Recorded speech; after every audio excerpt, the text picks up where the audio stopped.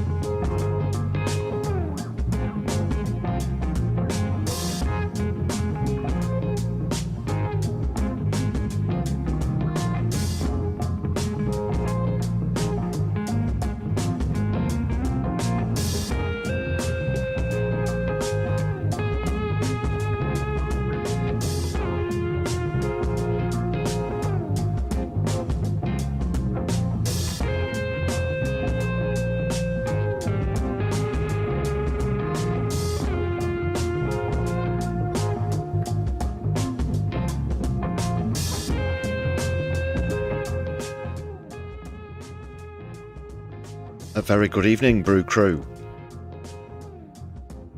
How are we this eve? Solidari-Tea, everybody, and welcome to the Brews at 10 on my left eye. I'm your host, Lefty. Let's brew this thing.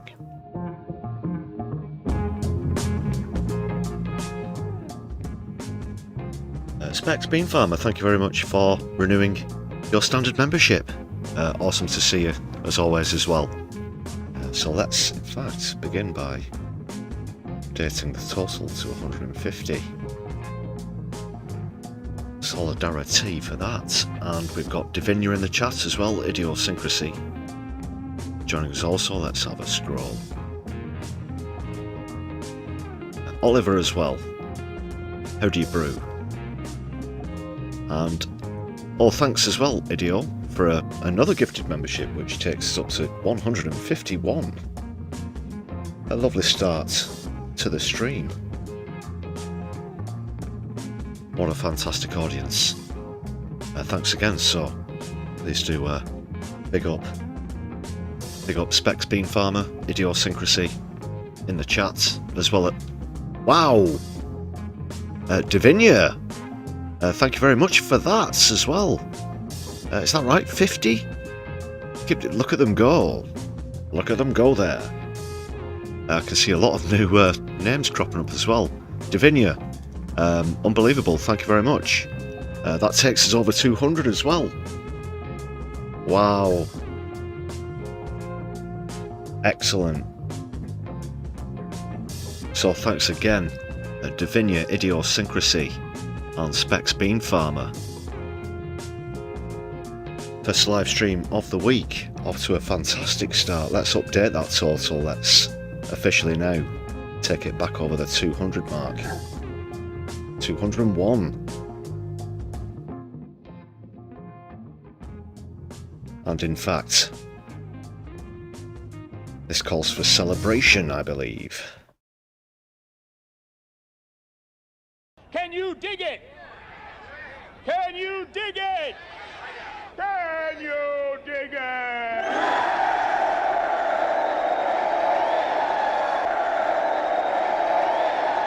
Yes! Yes! Yes! Brilliant!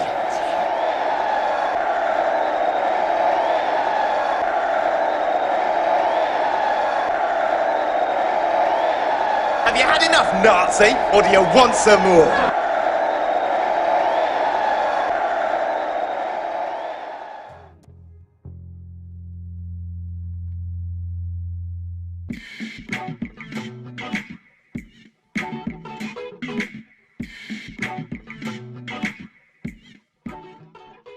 What can I say? We are forevermore eternally grateful of the fantastic audience that we have on this channel. Thanks as always for your amazing support. So it will be our official pleasure to update the list next time around. What's this shit? It's not even been adjusted for... Philip! Get in here now!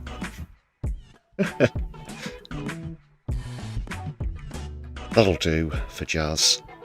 But thanks to the members on this list, which will be updating, of course, just the 149, which we had only moments ago when we started the stream, on this list. Thanks to every single one of you, and as Specs Bean Farmer also demonstrated at the top of the stream as well, renewing your stream is something that helps us get towards and over various milestones and targets, so we're now just 49 away from the actual proper target of 250. Absolutely awesome to get over that round number though. 201. What an excellent innings.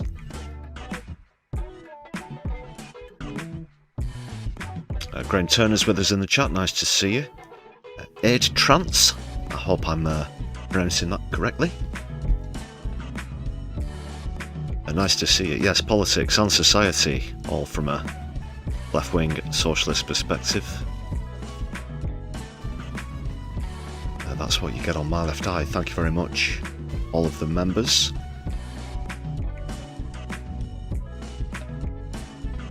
Just a quick mention of other ways that you can support the channel as well. Super Chat is open live, as well as super stickers. Super thanks if you watch about later on, and there's a Buy Me a Coffee page in the description of any content on the channel.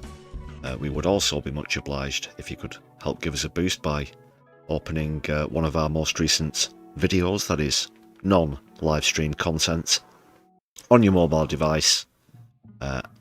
Hit the thumbs up button, and it might give you the option to give us some hype points as well, so please do consider. Thanks a lot as well, actually. I can see some of you have been hyping our videos up recently.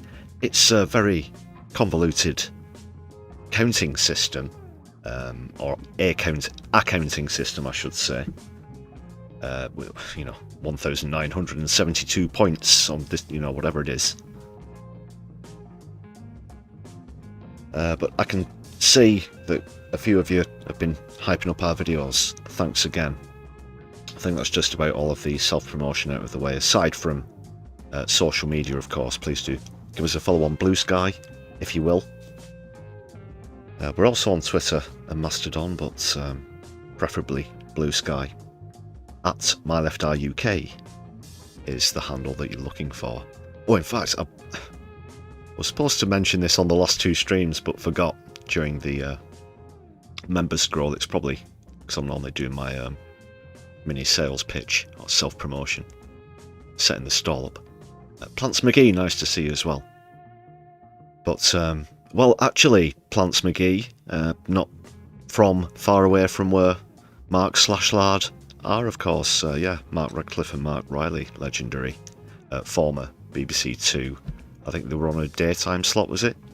But if you want to look up some of the snippets of the great bits They were also in a bit of a parody band as well called the Shire Horses, bit of a play on the Sea Horses, of course, 90s indie group. I've got distracted and nearly didn't mention the thing for a third stream in a row, but I will now. Yeah, you might have noticed during the members scroll, an account called My Left Eye. That's not this actual channel. There is another My Left Eye out there. Not certain if they do upload. Well, they don't upload videos. I've had a look at the profile, the channel page myself, and it is just apparently a picture of somebody's left eye. But obviously that isn't us. So they've got the My Left Eye handle. So My Left Eye UK. We are on YouTube as well as social media. Finally can tick that one off the list. But also just to let you know that we've not signed up to our own channel just to boost the numbers or anything like that as well. That's another reassurance. But if the other My Left Eye is watching, then just let us know what you're about. Are you political?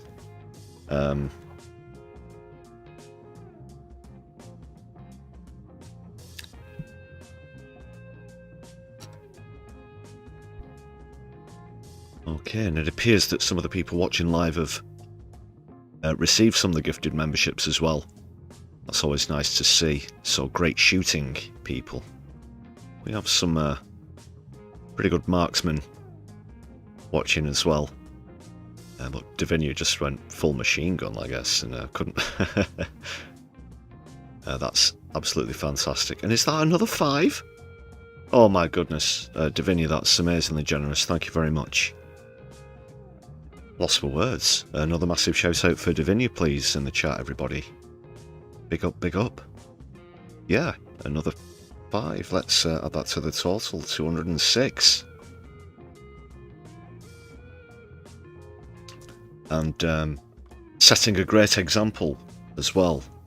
So let's continue the hype as we go into articles and things. I'll be kicking off with a comedy clip, of course. Getting into a selection of the latest stories as well. In fact, just very recently, this evening, vote in the House of Commons has gone through on the Courts and Tribunals bill. Unfortunately, that has passed, so Lammy's through stage 1 of trying to get his plan through the Commons of removing trial by juries for significant amounts of court cases. We'll be taking a look at that. Also, of course, Jeremy Corbyn has now been officially announced as the parliamentary leader of your party. Congratulations, if you're watching. This is good news. I'm very relieved that this whole process is over as well. So we'll take a quick look at that one, as well as the latest situation in Iran, as well as one or other 2 tidbits. There have been some revelations, and there are going to be further revelations to come pertaining to a certain island dweller, you know whom, and his associates, you know whom, the one whose name I can't say in full out loud without vomiting. Mandy, the Scandalson. You know of whom I speak. Davinia, unbelievable. Wow. Another 2. Yeah, another, and they've both gone through as well. So we've absolutely, as Davinia, Idiosyncrasy, Specs Bean Farmer and others have already provided on the stream, we seem to have smashed through that technical problem with gifted memberships, and what a fantastic way to celebrate as well. So 208.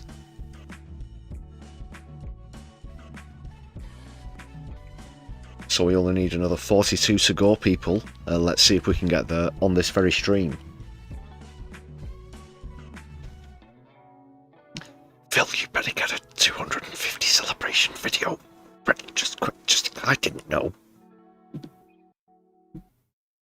It's not on. Oh, it is on.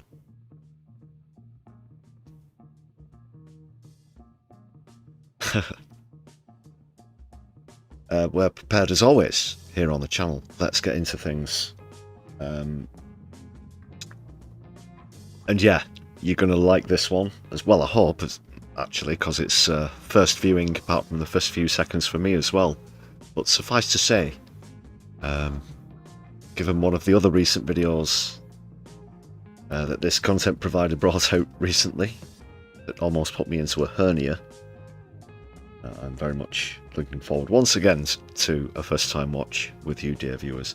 I will do my best to refrain from hysteria, but it was very good.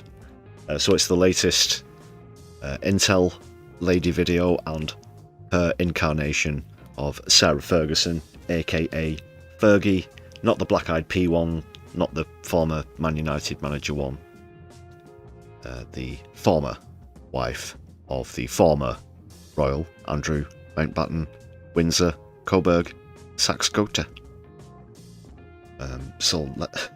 Sorry. Already almost triggering myself by remembering the last video, which contained a great bit about a book.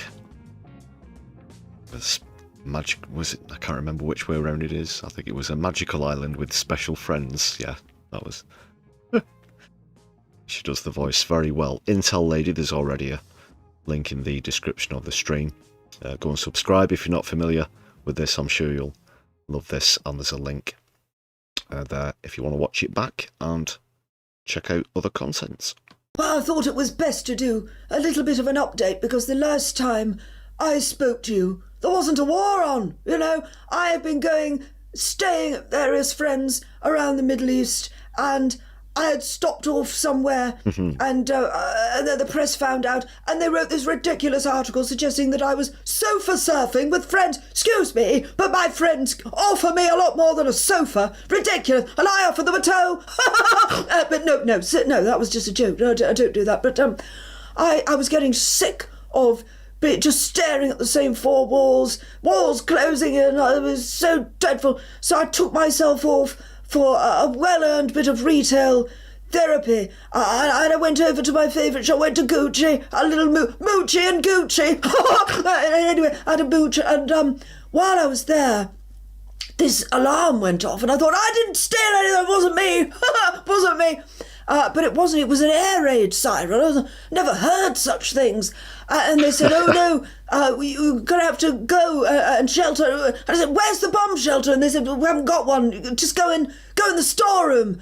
So I went off into the storeroom, and I have to say, it's one of the most beautiful places in the world. I was surrounded by the most stunning selection of handbags and luggage. I really did feel like we weren't in any sort of war situation at all. It was like heaven.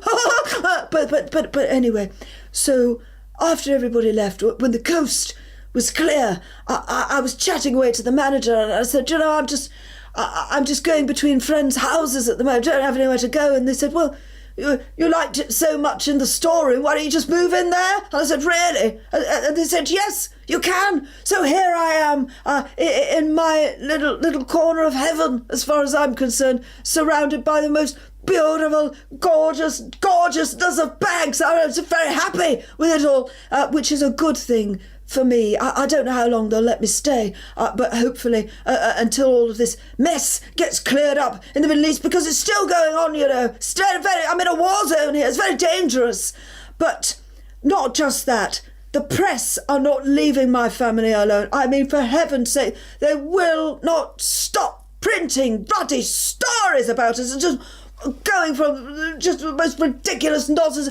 My husband, ex-husband, friend, person I used to live with, more stories about him, suggesting that when he was a trade envoy that he did some sort of dodgy deal. I mean, for goodness sake, my husband would never, ex-husband, friend, person I used to live with, would never do dodgy deals, but they're just telling lies, printing lies about him, or probably a distraction for something else, I don't know. But they're saying that he did a deal with a billionaire and he was supposed to take 300k from him. Well, I mean, I don't think that's true. And then they're dragging my beautiful girls into it, suggesting that Beatrice and Eugenie took Yeah, why don't you tell us? Oh, sorry, I'm acting like it's the real one. Why don't you tell us who was at their 18th birthday party, eh? A bunch of sort of right fucking rum lots. That's who. 50k each, or that he suggested that they could have 50k put into their personal bank accounts. I think this is just the most terrible, salacious lies about my beautiful girls. And I know it's not true, because if my daughters had 50k put into their bank accounts, I would have really well spent it. But no. But it didn't happen. It didn't happen. They did not have money put in there. This is all lies. And it's awful. Poor Eugenie, she can't cope with any more lies. And now she's been dumped from her own charity, her anti-slavery charity, biffed her out and said, no, sorry, no, you can't stay anymore. And they've scrubbed her from the internet, from their websites. So the poor girl, I mean, she's feeling so low right now. I don't know, they're destroying my family. It's absolutely disgraceful, disgusting. But poor Eugenie, I still won't pick up the phone to me, but Eugenie, darling, I love you. I'm so sorry you keep getting dumped. I mean, I know what that feels like. I've been dumped a few times. But no, seriously, I'm so sorry you're going through this. I really, really am. But on to me. Anyway, I am trying to get myself... I'm so close to getting a deal. I've almost got a deal with a television company. I won't say who. But I've had a superb idea for a television show. Bit of a fly on the wall. We're going to call it Jobs for Fergie, where I go and try out lots of different jobs that the plebs, people like to do, like, I don't know, like investment banking or something. And then at the end of the week, they decide whether I should be given the job or not. Either that or I'll just marry the CEO. Either way, it'll be great. And I think it'll make a fantastic show. I am more than willing to do it. We're just going to get the television company to agree to do it. Well, if not, there's always my book, still available on Amazon. It's about an honourable prince who goes on a magical journey looking for special friends. Completely fictional, of course, not a true story, but it's a lovely story. Really brighten up your day. And I think now we're in a war, we really need to be brightened up. But I hope the next time I speak to you, I've found somewhere else to live. But to be perfectly honest with you, quite like it here. I mean, nobody's going to look for me here in a shop, are they? It's not like I'm known for being in them. But anyway, I better go. But please, I'm not going to say which television company, but seriously consider it. Jobs for Fergie. And for heaven's sake, I don't know how many times I need to say this, but girls, will you please just pick up the bloody phone to Mummy? Well, I told you, didn't I? I told you I didn't need a publisher. I could bloody well publish my own books, and that's exactly what I've done. It turns out that you can actually publish your own books on Amazon, and that's exactly what I have done. It is actually a real book. It is available, but I don't know about the supplier, a certain supply chain that was mentioned just there. So here it is, my brand new book, The Prince and His Special Friends. It's all about an honourable prince named Andre who goes on a magical journey looking for special friends, and he bumps into a chap who can fix him up with some very special friends and take him to an island. I'm giving you a lot of spoilers. Spoiler alert, as they say. Anyway, I'm going to read you a little extract. Here we go. When they got to the island, the prince couldn't believe his eyes. He was surrounded by the most beautiful selection of special friends. Geoffrey Epstein smiled and said, "Take your pick." Oh, lucky prince. If the prince could sweat, he would have. And that's just a little extract from my brand new book, The Prince and His Special Friends, out now on Amazon. Have a look below for a link that'll take you to buy this incredible book. Out now! Solidari-Tea, and the latest from Sarah Ferguson. Yeah, she does other impressions. I really like her, Rachel Reeves and others as well. And that's a genuine book.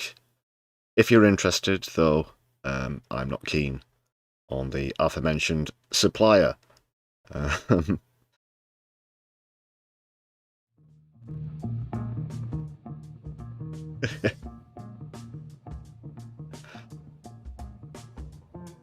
Okay, people.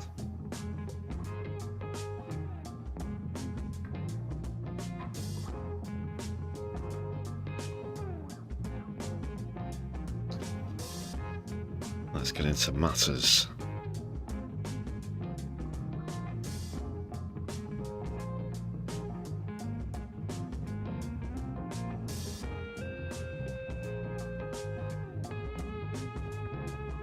Can you dig it? Can you dig it? Can you dig it?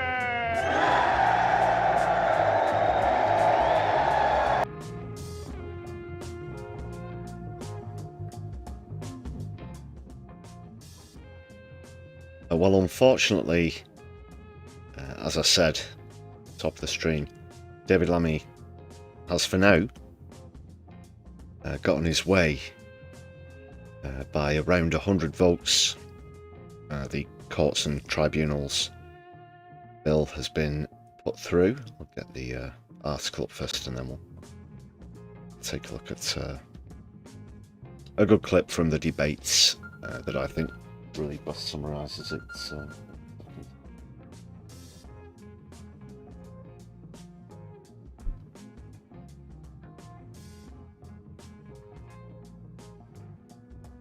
Right.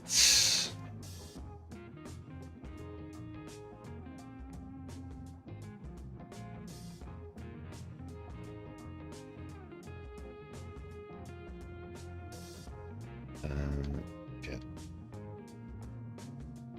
And have we got more gifted memberships? I think we have. Thank you very much, people. And more from 2 more. Just let me make sure. Yeah, 2 more from Divinia and 1 from Idiosyncrasy as well. Thank you very much. Right, I'll update that total first.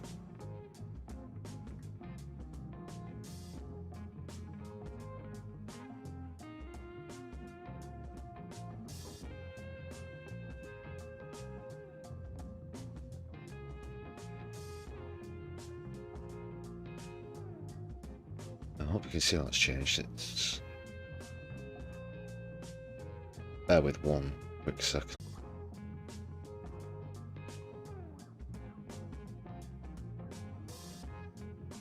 All's well now. Sorry about that. Thanks for your patience for those few moments.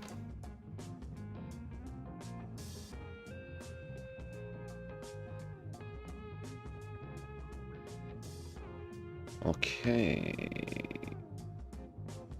Here we go.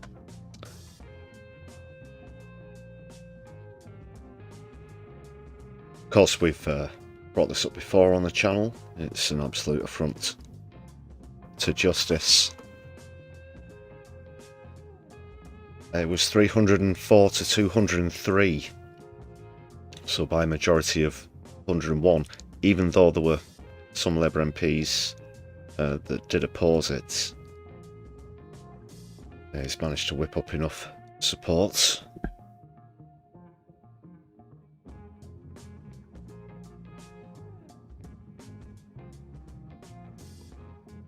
Yeah, we don't get the good stuff up north because Thatcher. One way of putting it, plants McGee.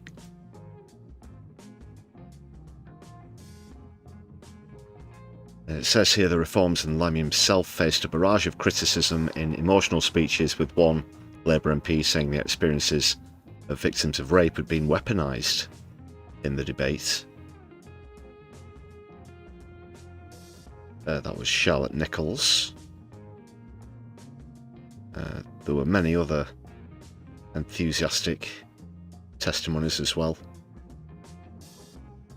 One part I couldn't believe was when, I don't have a clip of this actual moment, but David Lammy actually said he was scrapping the right to a jury to protect juries. Complete facepalm moment.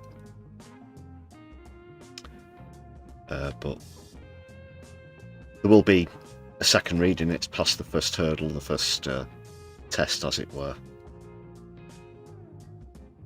But like I said, I think this is best summed up by one MP in particular. Let's take a look now at Apsana Begum, and she voted against.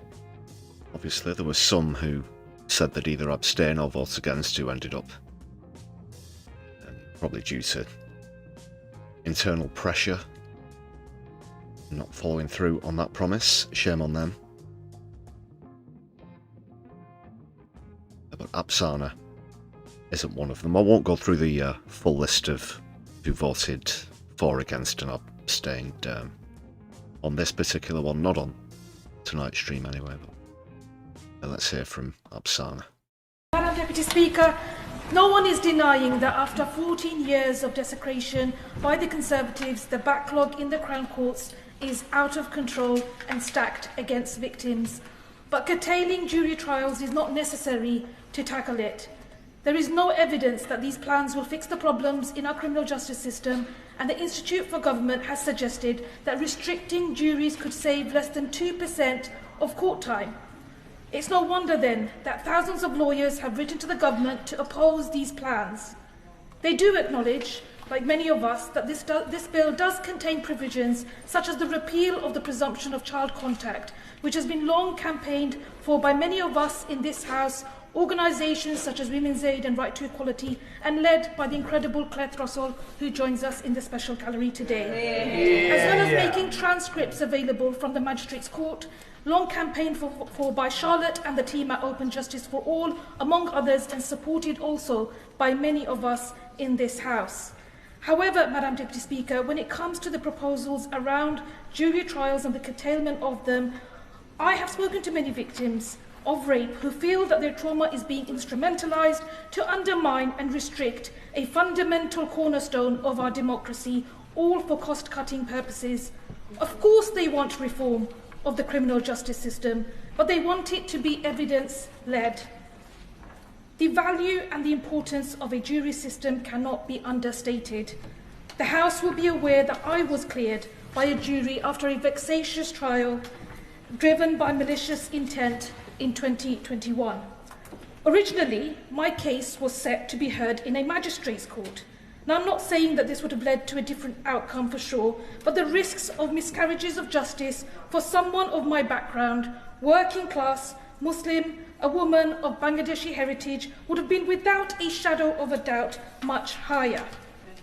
Now, in 2017, the Justice Secretary had said in his report, and I quote, "Juries are a success story of our justice system. Rigorous analysis shows that on average, juries, including all white juries, do not deliver different results for black and minority ethnic and white defendants."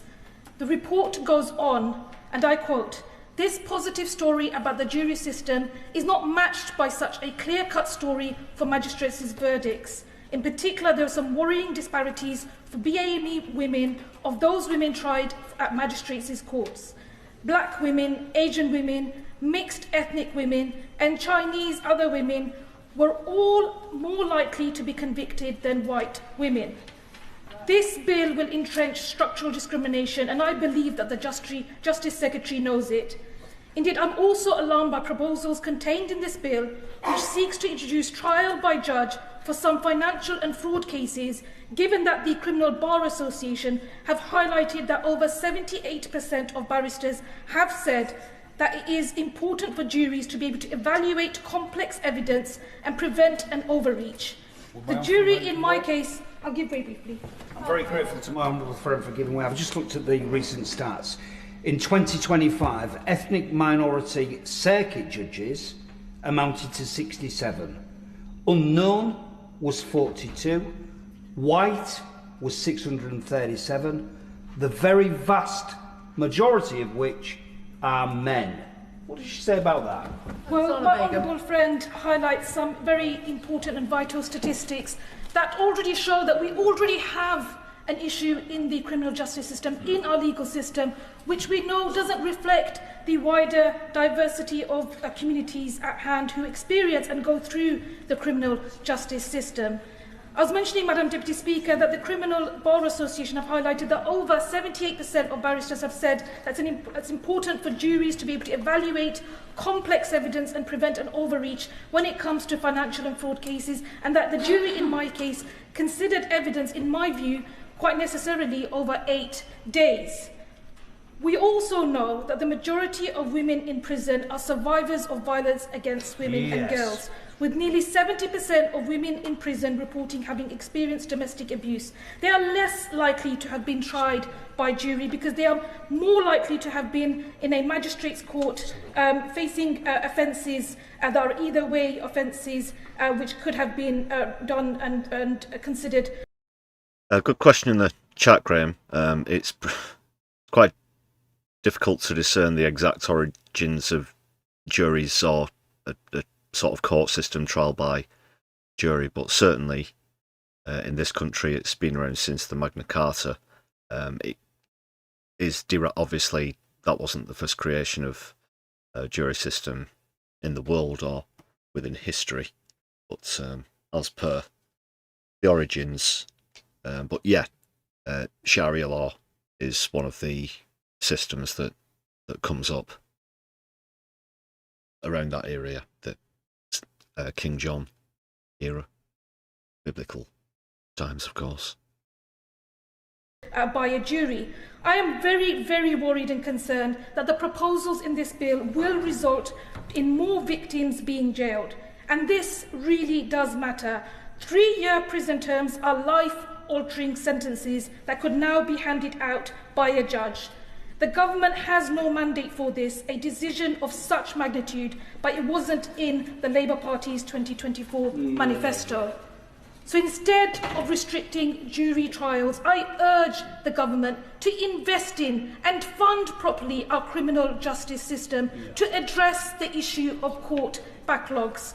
Because everyone, every single one of us, should have equal rights under our legal and court system, because jury trials are a fundamental legal safeguard against miscarriages of justice, and because surely our society should be one which is based on true fairness in the course of delivering justice.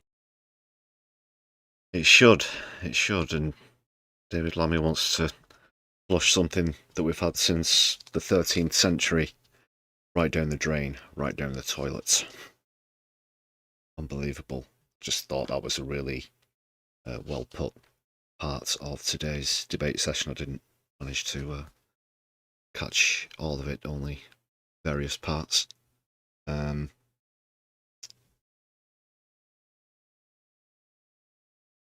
Let's just bring up the music. What are we saying in the chat, people?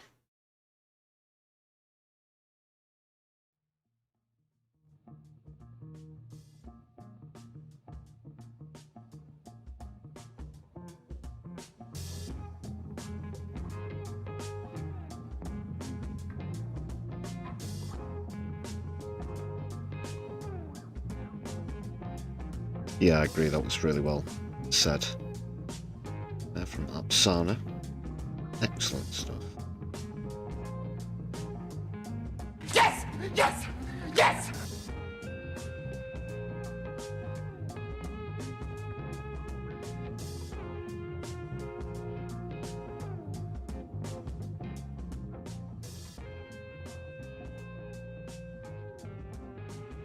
Very confident she'll retain her seat at the next general election.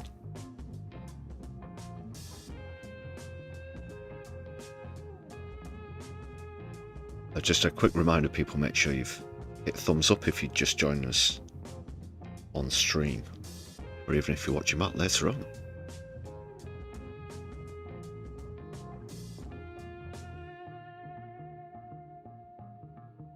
But I'm fearful with that kind of margin over 100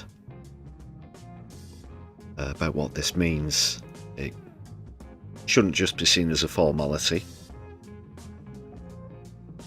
but it's going to take a lot of convincing to get more people to vote against this.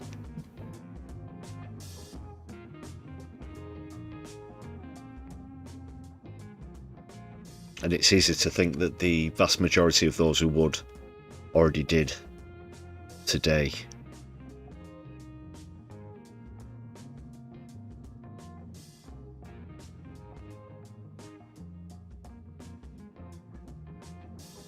And this is all supposedly just to help clear the backlog.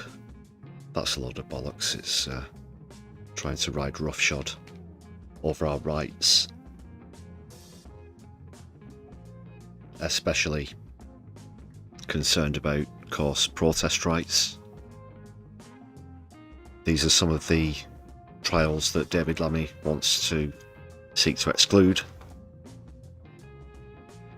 from being decided by a jury.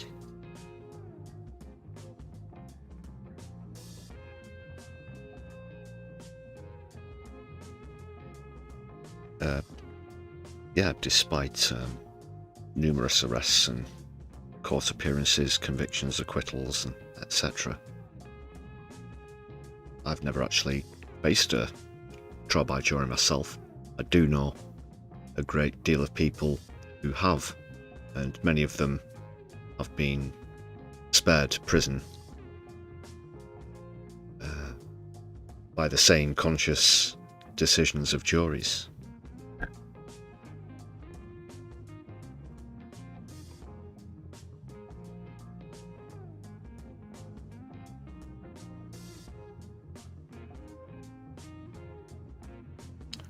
And we can always distract ourselves by being on the brink of World War III. Oh, what times the dystopia grows.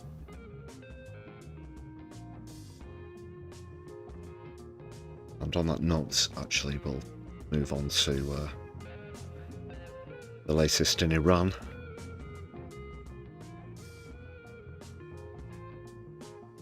As we almost come up to the same amount of time that the conflict last year lasted, 12 days. Here we are, day 11.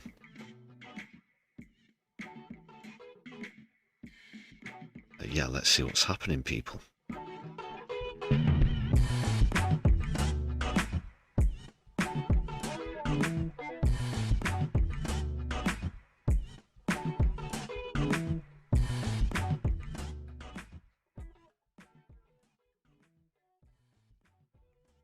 First up, we need to establish a few things I've noticed today. In fact, this started last night, actually. Rumours going around about the demise, about the death of two particular, of course, prominent figures in Israel. So I'm going to lay the truth on you now, people. All right. Once again, this is rumour control. Here are the facts. Yeah, so last night, you've probably seen this on your own social media accounts as well. But this has been growing and spreading. It's been getting quite annoying at this point. But reports that Ben Gvir had been killed.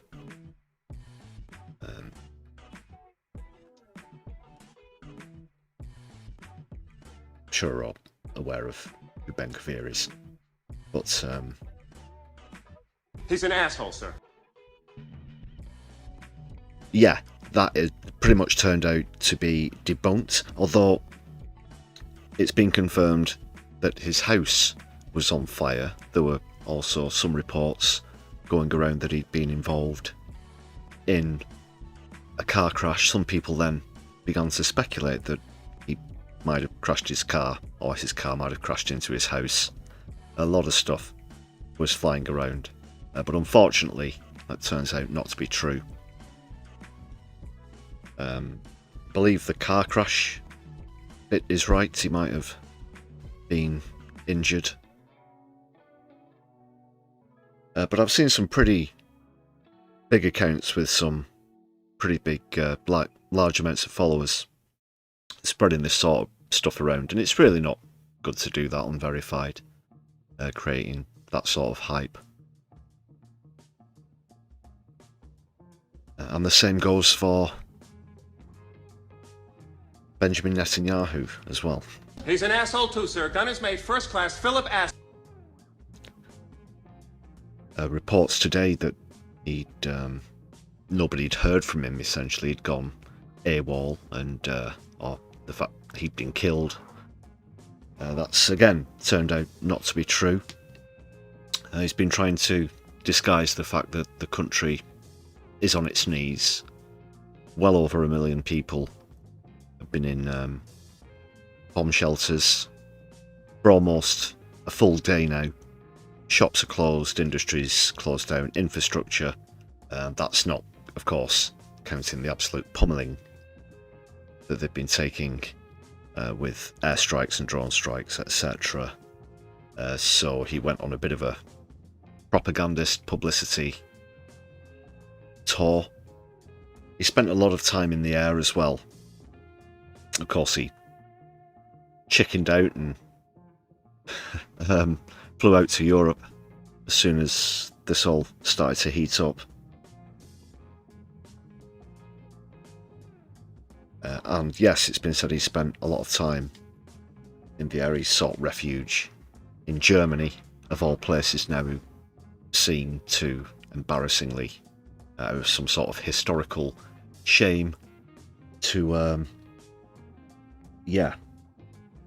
more or less see Israel as victims in this situation, which is really just incredibly short-sighted as far as Germany concerned. But unfortunately, yes, can confirm that both Ben-Gvir and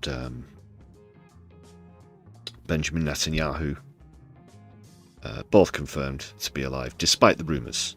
So if you see that flying around your social media, you can take it from me that that's not true.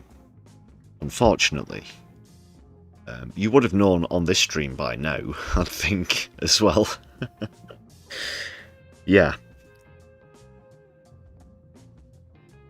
That would have certainly been mentioned at the top of the stream with what's coming up and everything. Got a bit of a frozen screen here on the broadcast software.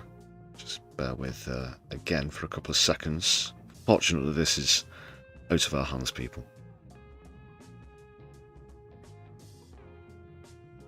You might experience a short amount of buffering, but don't worry. Be right back in a couple of seconds.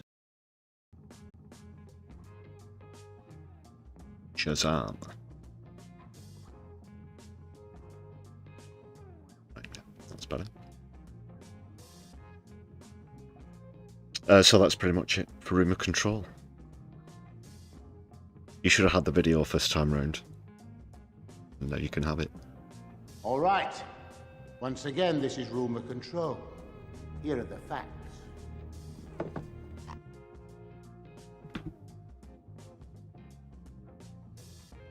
This is the latest polling, where public support or disapproval for the USA's military action against Iran. This isn't a poll on UK involvement, although safe to say the majority are against that as well. But across all voters, 59% to 25%, very significantly one-sided towards opposition. 76% of Labour, and this is voters compared to 2024, I'd imagine, by the way. 76% against, and it's the Labour Party who've included the UK in this now, of course. Most of Reform are all for it, no doubt, no surprise there. But it's almost symmetrically opposite to the public opinion. 57, 59 to 25 and 27. Lib Dem, very strongly opposed, but not as opposed as the Greens, who are almost unanimous at 87% against. Doesn't say how many are unsure. I would imagine perhaps Like, who in the Green Party is supporting the USA's military action against Iran? Sure. But there you have it. No doubt in the public's mind there. Unless you're a reform voter, in which case, you know, have a word with yourself. Let's go with hope, not hate. Yeah, we've got a few Greens in the chat as well, including Idiosyncrasy.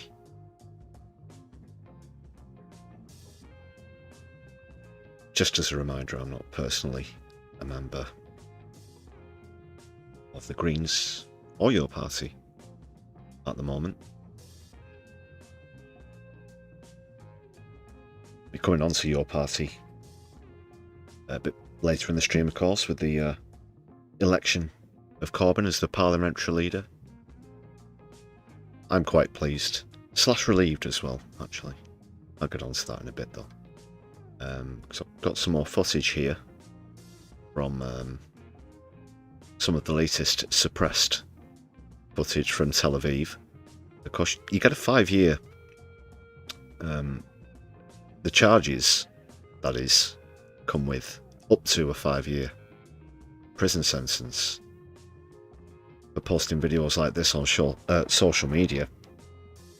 That's in Israel, of course. The latest is just basically as it was on the last live stream on Sunday, only worse. For Israel, it's getting worse. For the United States of America, it's certainly getting worse in terms of propaganda. I swear, you know,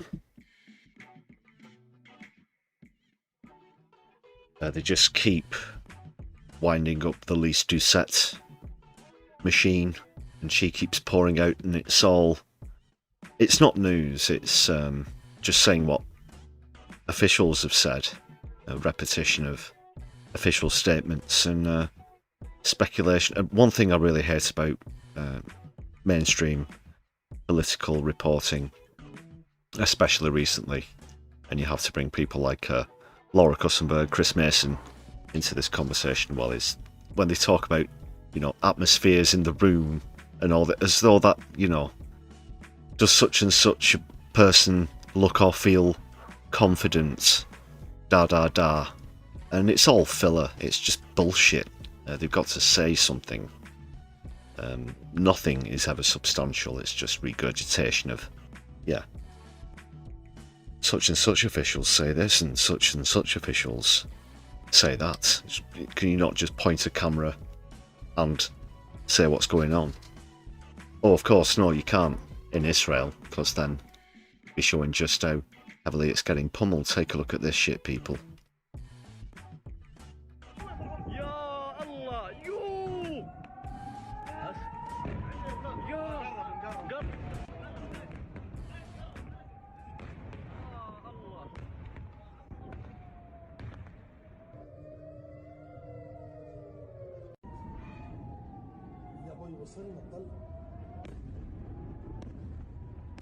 This is almost relentless. The mainstream media will have you think that Iran are barely capable of firing anything at the moment.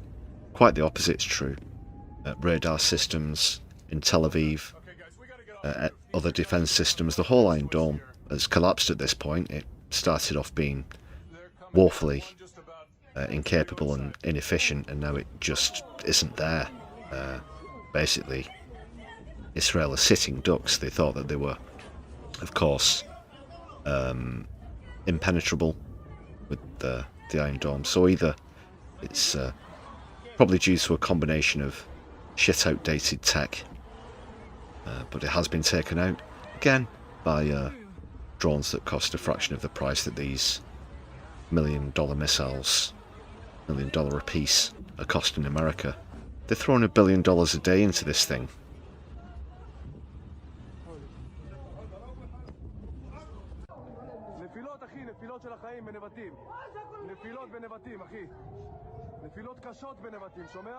Diplomatically as well, the latest is that Iran still have the Strait of Hormuz closed. They have been attacking successfully striking as well. US vessels that have tried to pass through without consent. And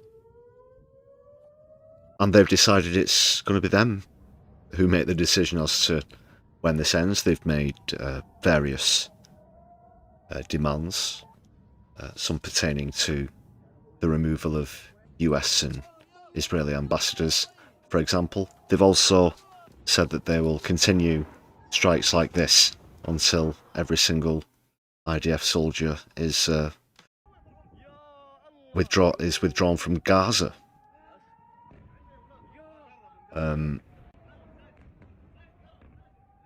So we'll talk about, well, poking the bear, we've heard.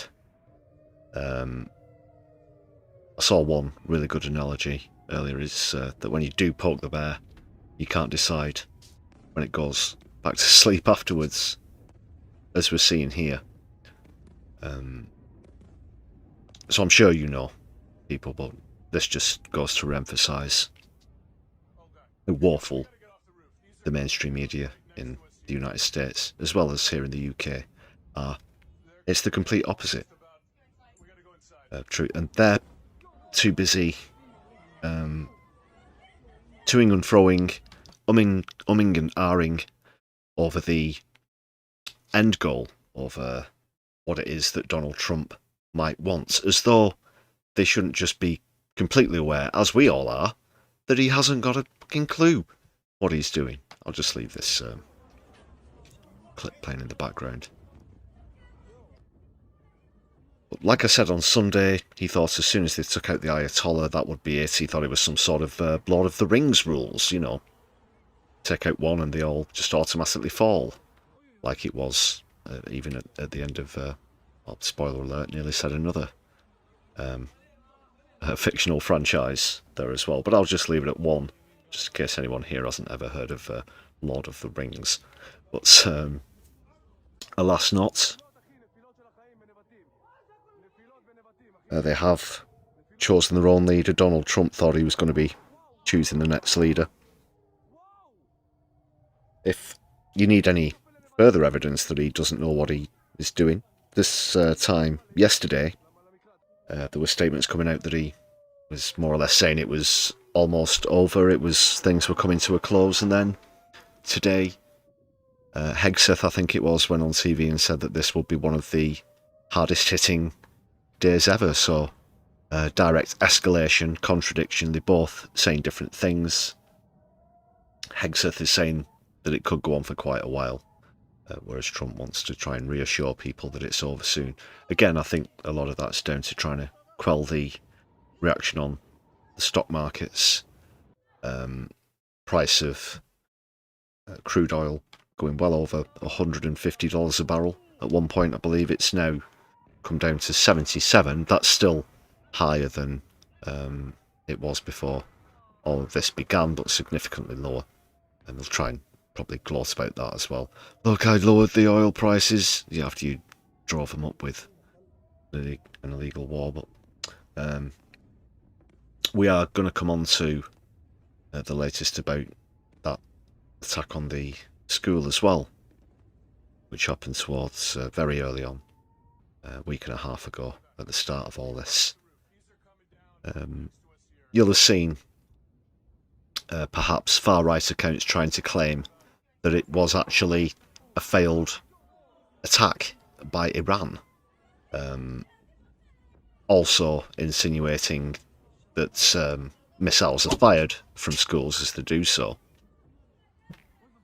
But,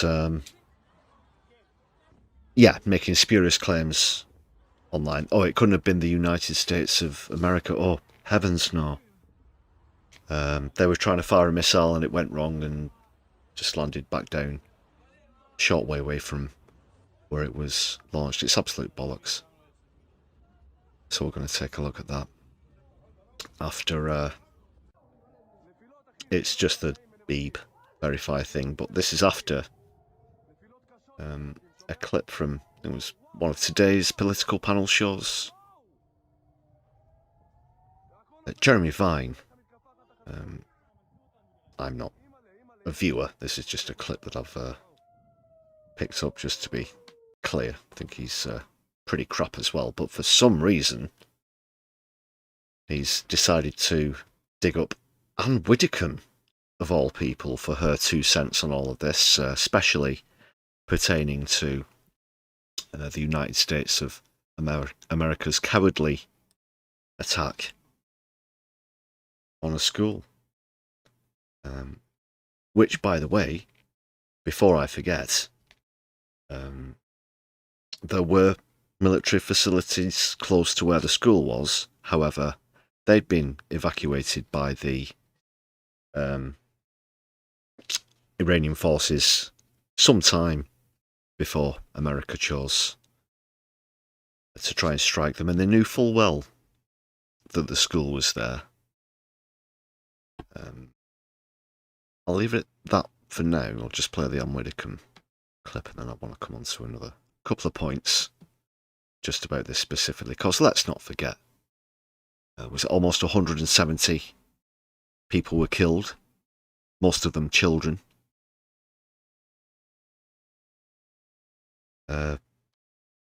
Shameful act by the United States.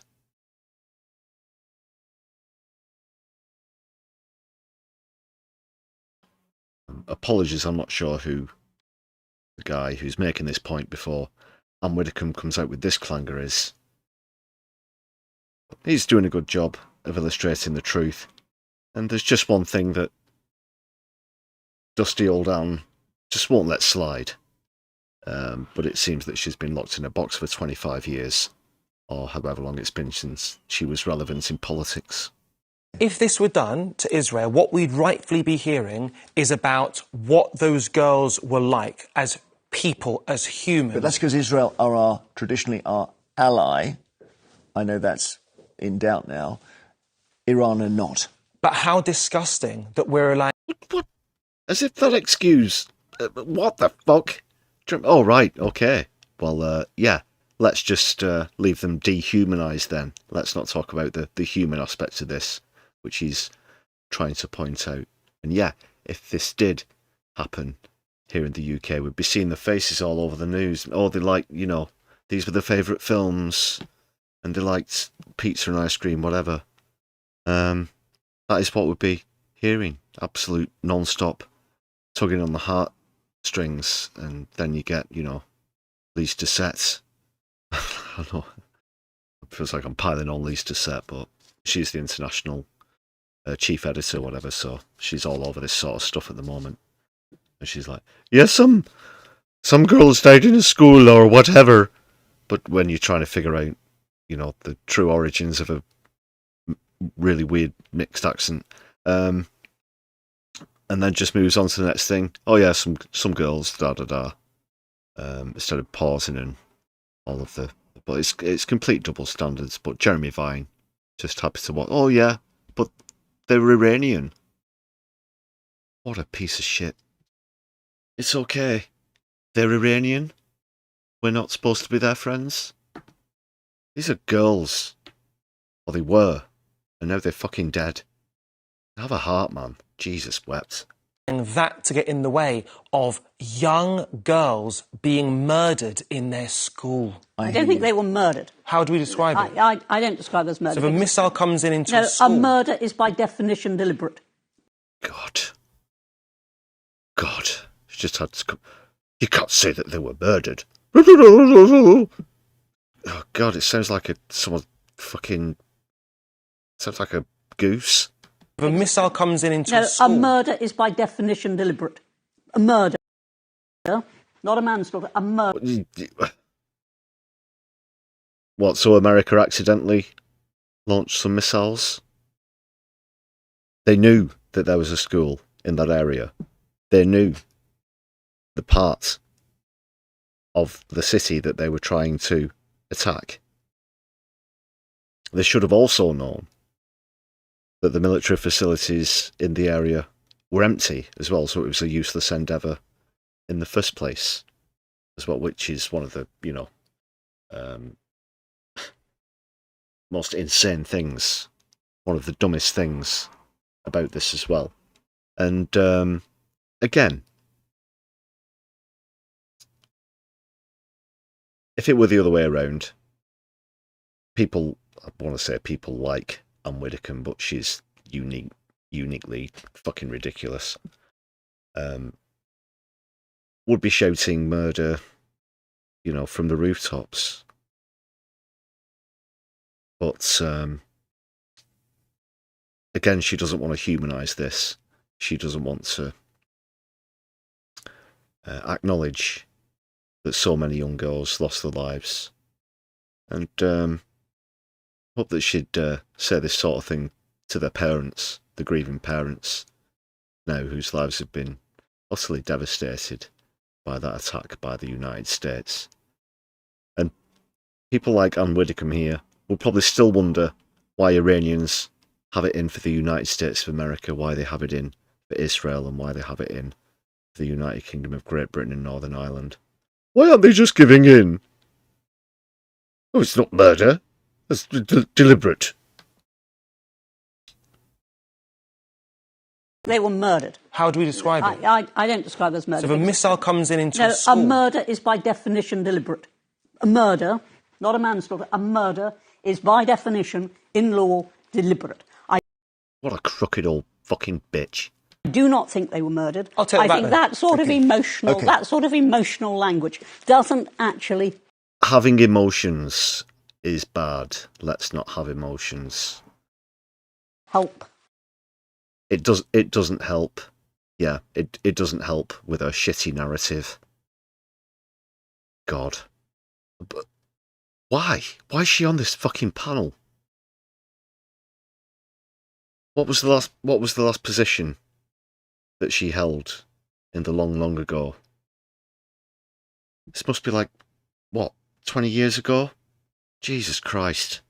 Absolute, yeah, a ghoul of a woman. Quite right there, Radio. Getting emotional is going to help with this. It's like a caricature. And, yeah, of course, she's staunchly conservative, for anybody who's not familiar with her reputation or history.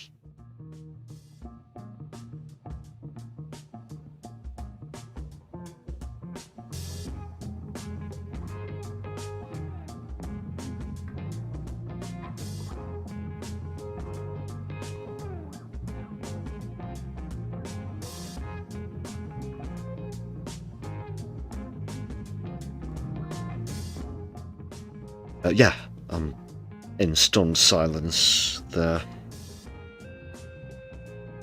Everything about it was deliberate.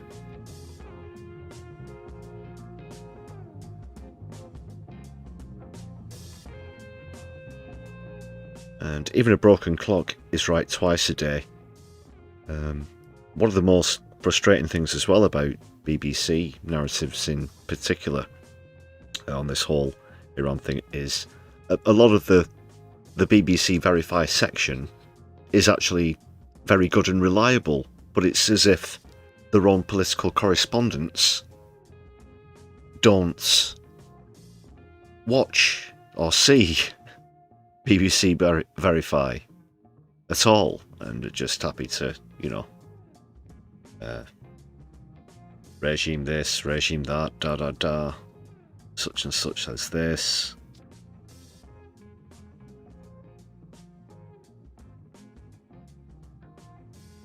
What was the other one as well?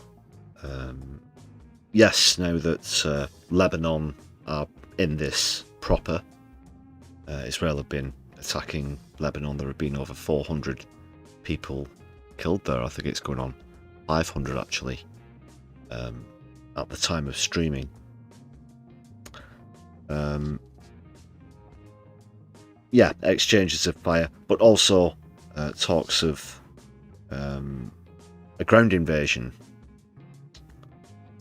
and notes that I use the word invasion there because the BBC will dance around with words like ground offensives such and such initiatives, this kind of thing.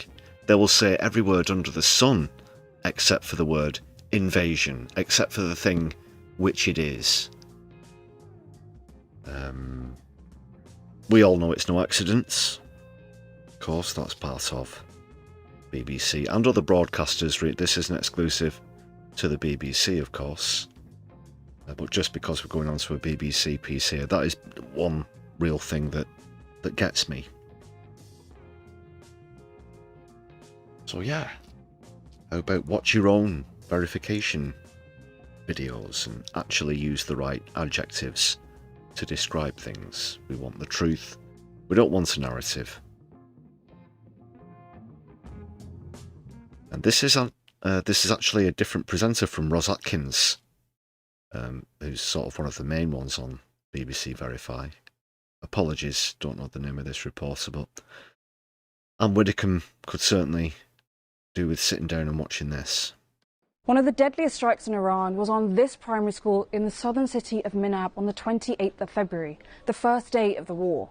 Now, a new video has emerged, which gives us a much clearer insight into what happened. We verified this video published by the semi-official Iranian news agency Mehr. It shows a missile striking an Iranian Revolutionary Guard Corps base next to the school. We've slowed the video down and zoomed in. Multiple weapons experts have told BBC Verify... Zoom and enhance is one of my techniques, BBC Verify. I think you'll find. In fact, here it is right now live. See? There it is. It looks like a... Well, never mind.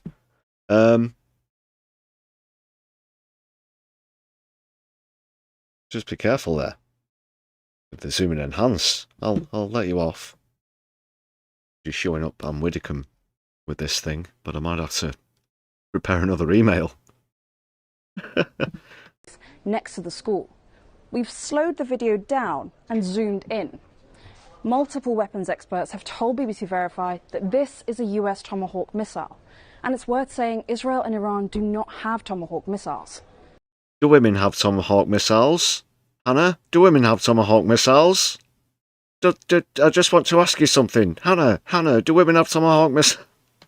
As the camera pans to the right, you can see these large smoke plumes. I shouldn't make light of this, of course, this analysis of a school being bombed. Apologies. Rising above the area near the school, indicating it had been hit shortly before the Tomahawk struck the IRGC base. The missile hit the Islamic Revolutionary Guard Corps base near the Socialist primary school. Neither... Just to be clear, I'm not sure if it comes up on this video. First of all, Trump said that lots of people have Tomahawk missiles, despite what you've already seen and what's about to be reaffirmed. Then he changed his mind. He said, you know, but remember, of course, America's got the greatest, best army in the unbeatable, undefeatable, infallible armed forces, army, air force, navy. Can't beat them. However, Iran somehow managed to steal some Tomahawk missiles from them, according to Donald Trump, and then use them to fire at the school to try and make it look like America had done it. Yeah, he actually said that. Neither the US nor Israel have accepted or denied responsibility for the attack. But the new video casts serious doubt on the claim by US President Donald Trump on Saturday that Iran was responsible for the strike on the school. President Trump said, "In my opinion, and based on what I've seen, that was done by Iran. They're very inaccurate, as you know, with their munitions." Oh, yeah. America never miss. Yeah, notoriously. Like, notoriously, they never miss, do they? But expert analysis of video and satellite evidence suggests that the area came under a wave of US strikes. Experts say this, combined with the verified footage of the significantly damaged school building, makes the scenario of a single Iranian missile landing at the same time as these nearby targeted strikes highly improbable. Yeah, like 1,000,000,000 to 1, or, like, if you want to put it differently, 0. There's a 0% chance Because it was the fucking Americans. Funerals were broadcast on Iranian state media last week. Aerial footage showed neatly lined rows of at least 100 marked or freshly dug graves. The incident was one of the deadliest strikes so far, which Iranian authorities say killed 168 people. At BBC Verify, we'll continue to investigate the strike as more evidence emerges. Revolting. Revolting.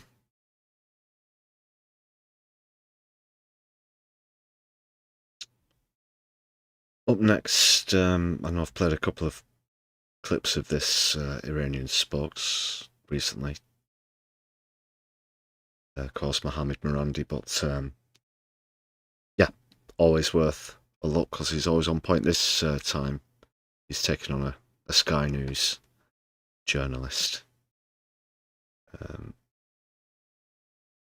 He points out a lot of things, the repetition of the word regime, which we mentioned on Sunday's live stream. You know, in that case, you could argue that Britain is a regime, a Christian regime. We have a monarchy, for example. Other parallels and selective language, but he's puts it very well, as always. Mohammed Morandi, Professor Mohammed Morandi, I should say as well. Did Iran majorly miscalculate? Because even now, President Trump is providing Iran with an off-ramp, telling them to come to the negotiating table. At what point will Iran take that offer? Well, according to your narrative, Iran always miscalculates. It's a regime. I heard the regime 20 times in the last 10 minutes as I was listening. You sound like TASS news agency upgraded during the Soviet Union. And you say the regime is unpopular and is killing its people. When General Soleimani was murdered by the same Trump that you talk about, millions of people came to the streets of this city, Tehran, that I'm in. So how is it that he's so unpopular? This propaganda that you're producing is only justifying aggression. What the Israeli regime did was aggression. What it did was unjustified aggression. And Netanyahu has been saying for over 30 years, some say up to 40 years, he's been saying that Iran's on the verge of creating a nuclear weapon. And thanks to people like you, he gets away with these lies. Yeah, I don't know what's going to happen sooner, Iran getting a nuclear weapon or Elon Musk's amazing automatic robotic taxi scheme coming into fruition, or colonising Mars. I think that's probably that's a better example of one of his far-fetched ideas that will never happen. Certainly don't happen within the time scale predicted, because this fascist Zionist piece of shit you can see on your screens right there, who spent most of the time on a plane and hiding outside of his own country during all of this. That's what he's about. Thanks for the fists in the air and the flags and shows of solidarity there as well, Graham. And I think others have posted Palestine and watermelons in chat thus far. Solidarity for that. Sorry, I've slightly lost my train of thought. Just 1 second. He gets away with these lies. Can we talk a little bit about the regimes? Saying regime, I think it helps you contain your contempt for independent countries. You after all, you work for Sky News. It's understandable. But the regime, how do you know that the Israeli regime had bases inside Iran? You're just repeating their propaganda. Of course, Israel for you is not a regime. Sorry, it's a state. But it's a genocidal state carrying out extermination in Gaza. But that's not really important. Are you denying that top commanders were killed? Oh, so you... To be clear as well, these are sort of snippets. It's not one string of a thing. You know, like how Trump sued the BBC. What you're referring to basically is an attack, an act of aggression, that they suddenly fire missiles at civilian targets at apartment buildings and slaughter people in those apartment buildings, slaughtering whole families. For you, that's targeting, that's a really sophisticated act. One of the buildings that has some of these commanders, one or two of these commanders, was a large apartment building where they killed everyone, 60 people, 20 children. That's not important for people like you, but that's important for people like us. For you, people like you who support ethno-supremacism. We're trying to give you airtime so that you can give us the Iranian perspective on this. And we want to know, and I want to understand, Iran's position here. Will you come to the negotiating table now? Donald Trump, after these series of airstrikes and this attack was launched, called on Iran to come back to the negotiating table. As the spokesperson of the regime, or... Sky have elected themselves to mediate this whole process, apparently. Shit, come back to the table. I'll sort this all out. You know, as someone who worked closely with the negotiating team, do you believe they will come to the negotiating table now? Well, your regime should know we were at the negotiating table. It was Trump that conspired with Netanyahu to attack Iran. This is how you twist the truth. You shouldn't invite me, because you're easily exposed. Iran was negotiating. He's like, you know, this isn't even challenging now at this point. It's just so base and so obvious. Well, the propaganda, that is. She tried to complain that he was invited on to give Iranian's side, which he clearly is. But then Sky and BBC and all the other mainstream networks will then interrupt and say, well, no, but what about this? And try and steer it that way. So they're only really invited on if they go along with the narrative. And you've got to admire the way that he always does it. Just comes out and says it. Well, why do you ask me to come on your show then? What else do you expect?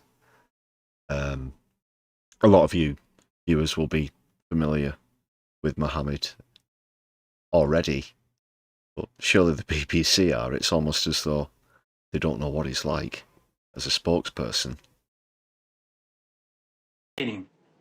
Initially, Trump had one position, and so did Witkoff. And then they flipped and said no enrichment. And then they continued the negotiations. And the night before the attack, Trump said that we don't want war. And then after the attack, he said, we're all for it. And you're saying Iran? Is Iran going to come back to the negotiating table? The audacity. Come on. Show at least a bit of integrity. A bit of integrity will help. Yeah. Okay. So the long and short of it is, Iran have essentially said, you've started it, but we're going to finish it. And they're going to decide when it ends. They've been provoked now. These are now all retaliatory attacks, actual retaliatory attacks. Trump certainly didn't envision this. He would have certainly been banking on a quick victory. And now he's in the quagmire already. After 11 days. He still has the same three options as he did when I was with you on stream. They're going to be his only three options throughout all of this. He can either withdraw with his tail between his legs, still try and brag and turn a loss into a success with PR or whatever. It's not going to wash. So he can either withdraw. One of the frightening options, of course, is he could go nuclear. But we wouldn't like to see that.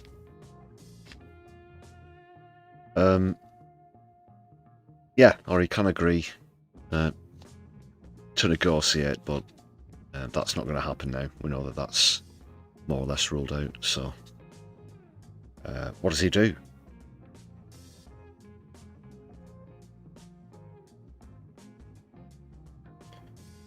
At time of streaming as well, a short time ago, the UK sent a naval vessel across there. It might already be over by the time it arrives, seeing as the diplomatic situation between Keith and the pumpkin spice Palpatine seems to hang on a knife edge at the moment. Trump asked us to do more, and then for a very short amount of time, Keir Starmer said no, very quickly changed his mind. By the time we'd gotten into things, after saying that we wouldn't, of course, Trump said, thanks but no thanks. Said we were, you know, for want of a better phrase, late for the party, late for the show. But now they're trying to fix that, they're trying to sort that out.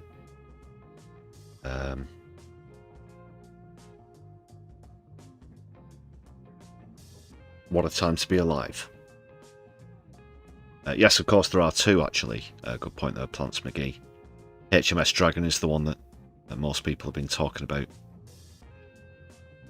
for the last while, but HMS Prince of Wales as well. And we said we wouldn't send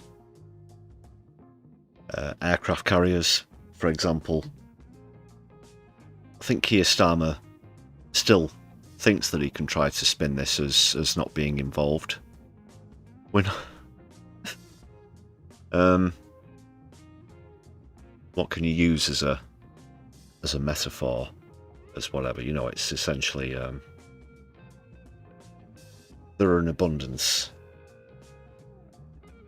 But if we're letting them use our Air Force bases, we are literally sending aircraft carriers, other naval vessels. Everybody who gets asked refuses to rule out boots on the ground as well. UK troops on the ground. Supply ships, of course. Yeah. But Doc, you're quite right. De-escalation is what we need, but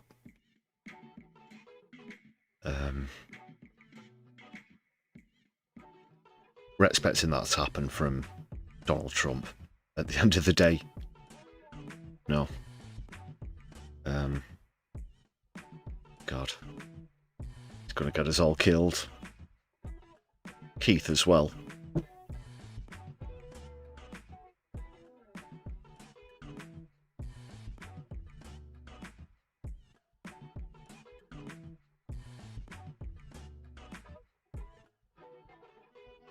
Let's see what else we're saying in the chat. Is Trump mad enough to use a nuke? Let's hope not. Let's really hope not. But yeah, back to the that interview there with Sky. It's always good to see him, well, speaking the truth. Calling it out, telling it like it is. He refers to Trump as the Epstein class. And that's going to bring us on to the next clip, because there are going to be some pretty big revelations coming up tomorrow. But first of all, a bit more about what CNN have actually obtained. Just give me 1 second.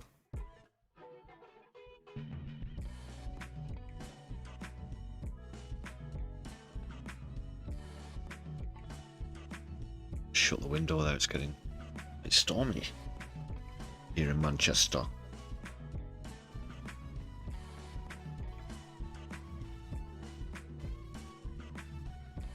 Yes, CNN have managed to get their hands on a cache of documents pertaining to the Epstein files. What you're going to see here in this clip is redacted, but there are descriptions of what is in the material, just for anybody of a sensitive position, just to be very clear. Of course, you're not going to see anything, but there are going to be redacted images, documents, etc., and also descriptions of what's contained within.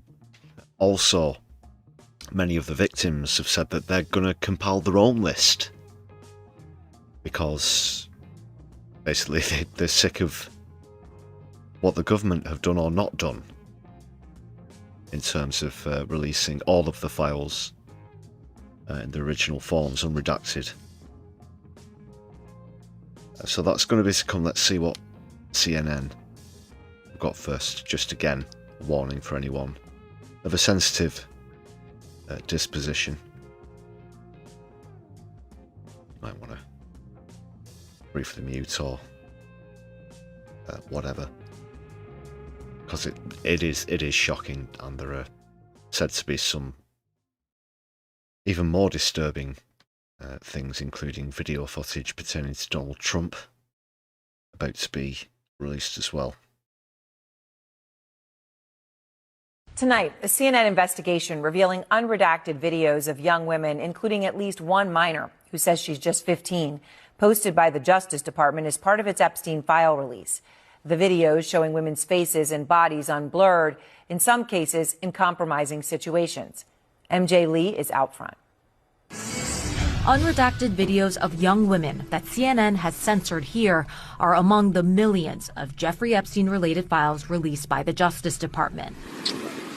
An extensive CNN review of the Epstein files uncovered at least 7 videos featuring unredacted women. Hi from Deauville. This girl, dressed in a bikini and heels, seemingly doing a model walk, says she is just 15 years old. Hello, my name is I'm 15 years old, I'm 1.78 meters long, and I'm from Riga, Latvia. It was only after CNN inquired about them that a DOJ spokesperson said Thursday the videos in question have been removed and are being reviewed for appropriate redactions. This error message is now in the video's place. One of the videos included brief nudity when a young woman pulls up her shirt to expose her breast after singing Happy Birthday. The publication of these videos risk the potential re-victimization of women who may have been abused by Epstein years ago. It was also in violation of the DOJ's stated criteria on what information would be redacted in the Epstein files in order to protect the victims. To protect victims, we redacted every woman depicted in any image or video, with the exception of Ms. Maxwell. We did not redact images of any men, unless it was impossible to redact the woman without also redacting the man. Like so many other Epstein files, these videos are not accompanied by any information providing context about them, including who these women are, who took the videos, or the date that they were taken. The DOJ has also faced fierce criticism for other improper redactions in the Epstein files, including publishing victims' names, birthdays, and addresses, and the over-redaction of information about individuals who may have helped Epstein. Your Department of Justice initially released nude photographs and even the identities of Jane Does who had been protected for decades until your department released their names. Attorney General Pam Bondi was grilled this week by lawmakers in a contentious hearing and vowed that the DOJ was acting quickly to correct any mistakes. If someone's name was redacted, we said right away was not redacted and should have been, meaning a victim. We went back and redacted it. We're doing... God, she's despicable. Despicable. Yeah, release them all. Every single one. Can't believe.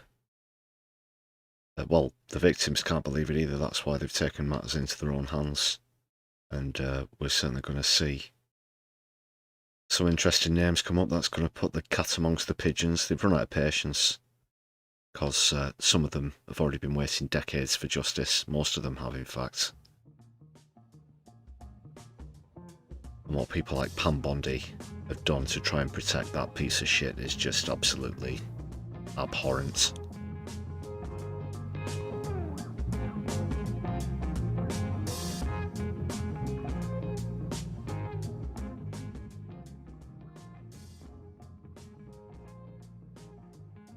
You see some of the documents that come out and they're so heavily redacted, it looks like a printout of someone's DNA test results or something. You know what I mean?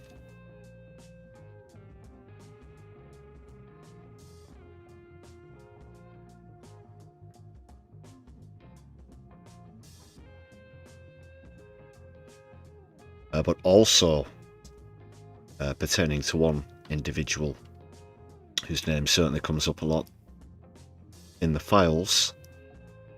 This time tomorrow, we could find ourselves having quite a lot to say about him as well. Yeah. Scandalson.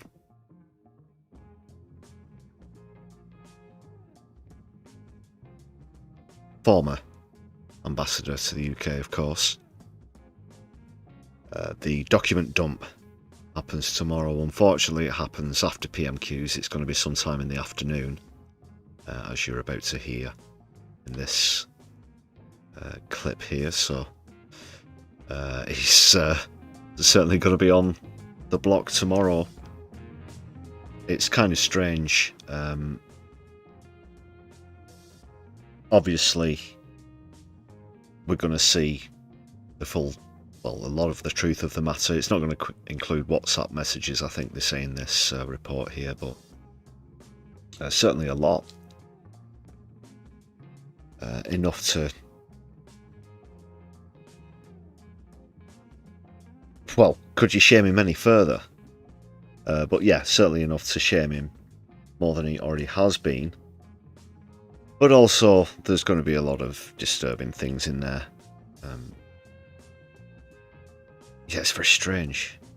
It's very strange. It's going to be like, oh my god, what the fuck? And then, you know, he will essentially finally will be starting to get his comeuppance. And Keir Starmer as well, of course, will certainly face even more questions about his initial appointments. So let's see what's happening. Let's see what's going to be happening tomorrow as well. Don't forget to join us as well, by the way, for PMQs and Keith's catchphrases. Plus we'll be going through whatever turns up. This is tricky today, more tricky news coming for Keir Starmer tomorrow. The government, if you remember, was forced by the Tories to disclose a huge amount of documentation relating to the appointment of Peter Mandelson in December 2024 to the position of US Ambassador to Washington. That documentation, Ali, is coming tomorrow, probably early tomorrow afternoon. After Prime Minister's questions, Darren Jones, the Chief Secretary to the Prime Minister, will stand up in the House of Commons and announce that this is coming. And I think pretty much when he sits down, springing into life on the gov.uk website will be hundreds of documents related to Peter Mandelson appearing. Chasing very quickly after that will be me with the big screen next door and a whole load of other journalists and interested parties pouring through it. What are we going to get? The big screen. Say some of the most contentious stuff related to the police investigation. Well, that will be held back. The police are investigating Peter Mandelson over leaked documents. Peter Mandelson denies that he leaked confidential documents in breach of the law.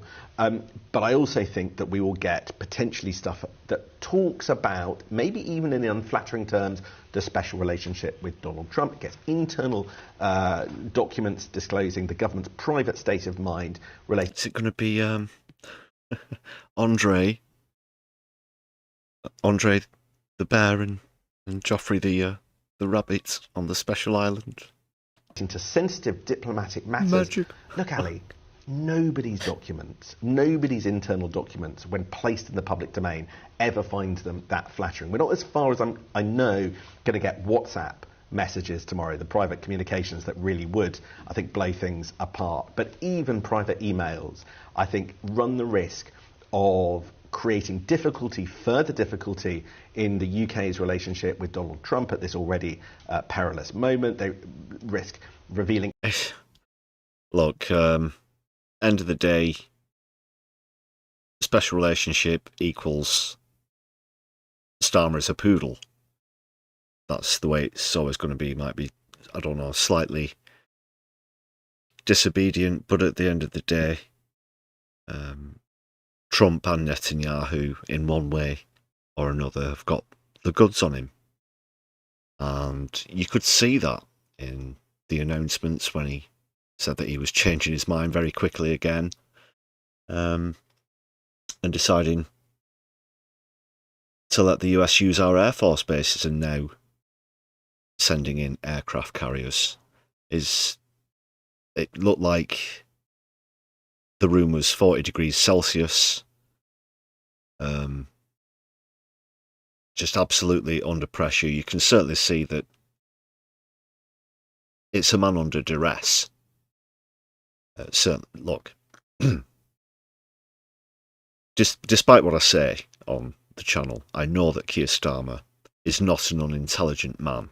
He's certainly disconnected from the British public, but you don't get to be Director of Public Prosecutions if you are absolutely witless and incapable of absorbing knowledge, okay?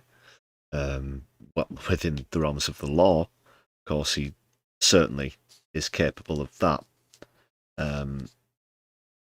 I think part of this is his whole flaw as Prime Minister is he's been incapable of making the shift from law into politics, as well as, of course, just completely being an asset, a lobbied asset.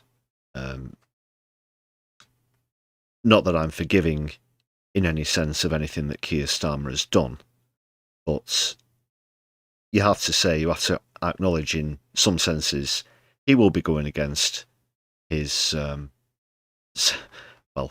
whatever sense of morality he might claim to have, that is, against his principles, maybe, if he has any at all. But if not, come back tomorrow, because they can change.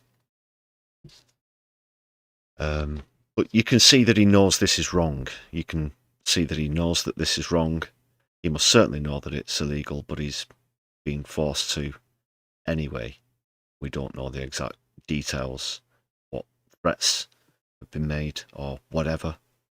But he's gone into this very quickly, without hesitation, for whatever reason that is. But he's the Prime Minister. That all of the Labour backstabbers decided that we deserved instead of Jeremy Corbyn, who I'll be coming on to briefly. Let's just see the rest of this clip. Internal sensitive things, different factions in government might be further revealed into the light. And generally, there's a reason why a lot of government internal government correspondence is pretty confidential. And I think we're going to be reminded of why tomorrow. And none of this will help Keir Starmer reset his government. Lost count some considerable time ago how many resets we're up to at the moment, and off the back end of this, certainly nothing, especially with Keir Starmer at the helm, will make up for this. We'll get them back on track in the polls, even if they have a new leader, even if it is who you could conceive would be the most progressive person left in the Labour Party somehow magically succeeded. Keir Starmer, it's not going to happen. Get Angela Rayner in there, I know that's what a lot of the Labour crowd might be crying out for at the moment. She was certainly lost a long time ago. But he's done for. Yeah. And RIP Labour Party. Quite right there, Graham.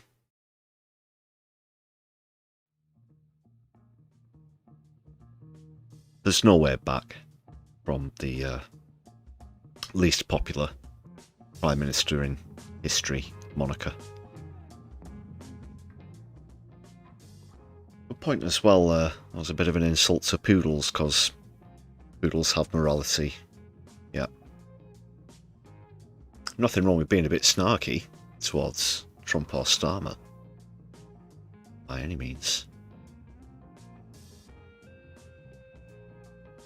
Yeah, you don't see poodles starting regional wars or launching illegal attacks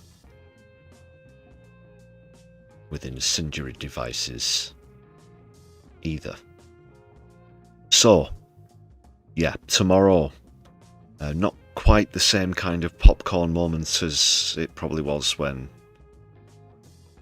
Mandelson got arrested, but you might be regurgitating the popcorn somewhat when the details come out.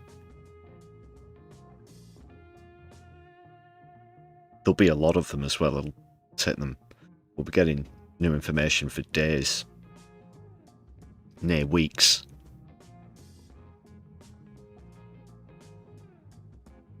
Yeah, it's going to be what next?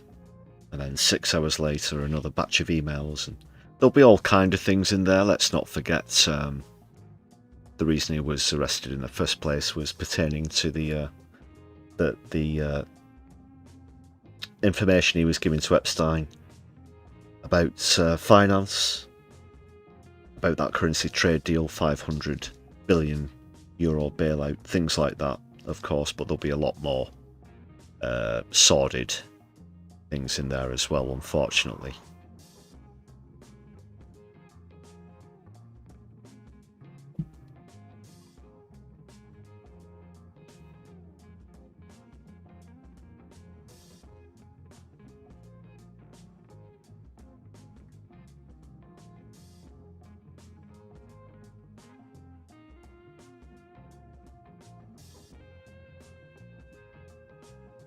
Well, I did mention Corbyn there a moment ago.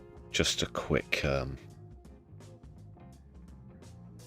mention, of course, and congratulations in order for Jeremy Corbyn's appointment as parliamentary leader of your party. The second time he's led a party, led a UK party. I'm trying to think if that's unprecedented. That's a good question. Someone, yeah, he's now been the leader of, elected the leader of 2 parliamentary parties, and not many, if any, can say that. Just get this lined up. And there's a statement here.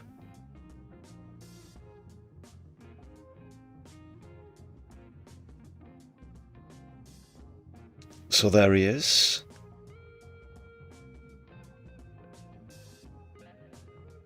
Of course, did mention when after the conference and all of the rather public fallings out aside, but just this one particular point, that the party in not selecting,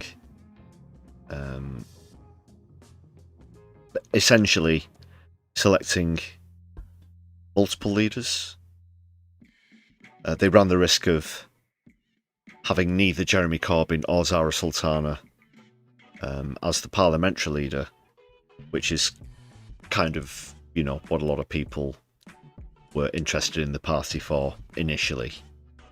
But now, after all that, Jeremy Corbyn, excuse me, and his For the Many plate, sorry, a bit of a chesty cough this eve, been victorious. So things can finally get going. Let's hope that this leads to a great coming together between the Green Party, obviously high in the ascendancy at the moment, surpassing everybody's expectations, has to be said, as well as other socialist independents, of course. We've got to come together. Let's see what he said in accepting the position.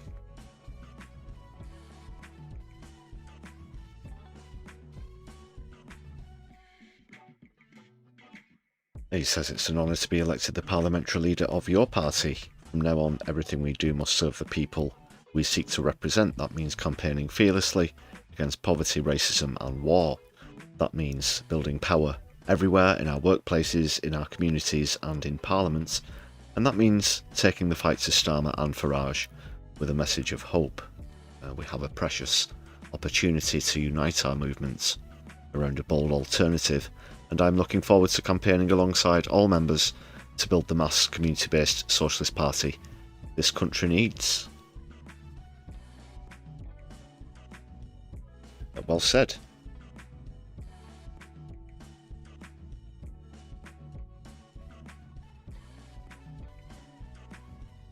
What do you think? Do you think this, now that they have a figurehead,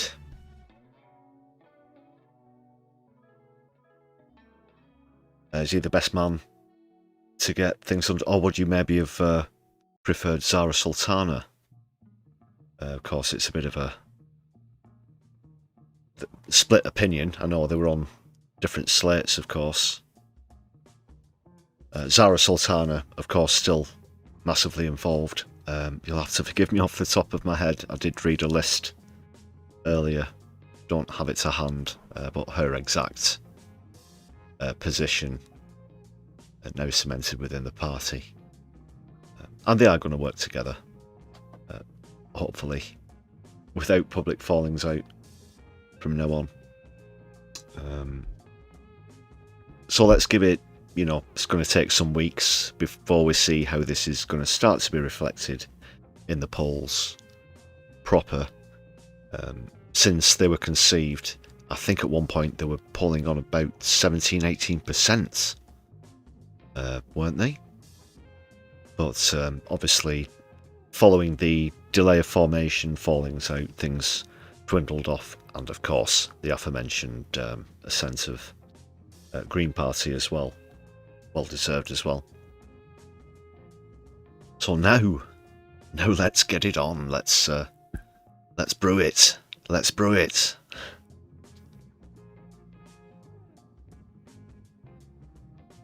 Yeah, a lot of the far right trolls will try and use the same crap against him as they did when he was leader of the Labour Party. We have to be honest about that. That's just going to be one inevitable consequence of this. But look at his experience, and I do really strongly admire Zara Sultana as well.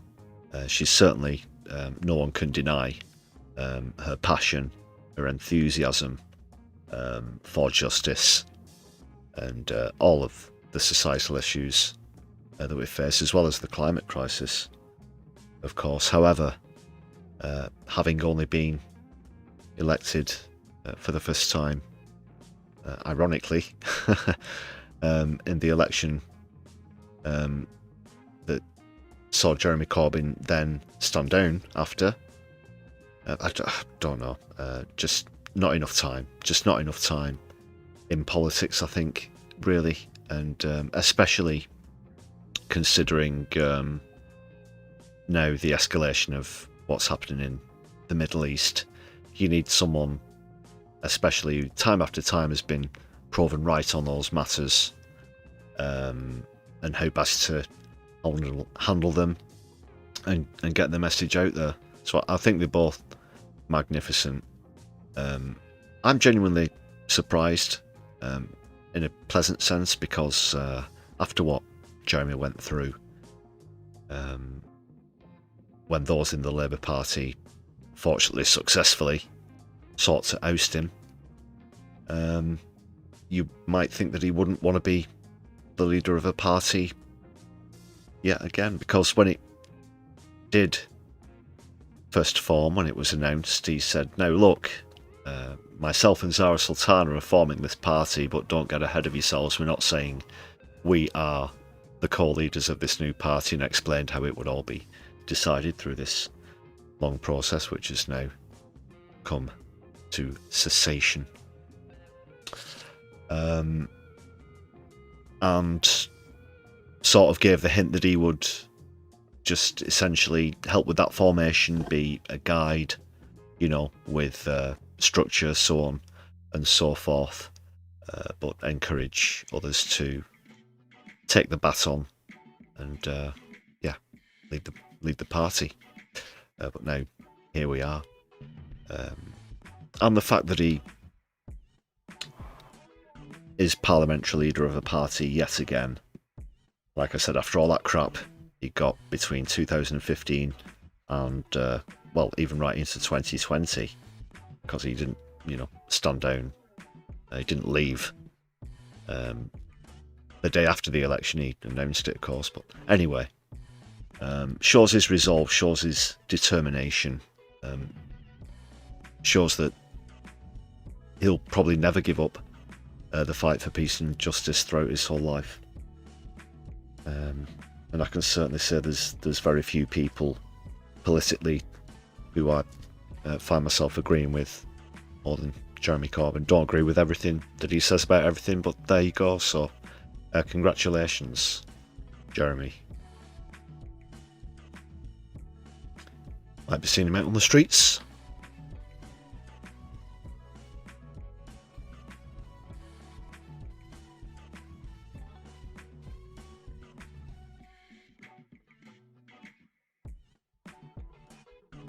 Specs, your main issue with your party is fascism knocking on the door, and they just keep on infighting. That has been, the infighting has undoubtedly been a frustration.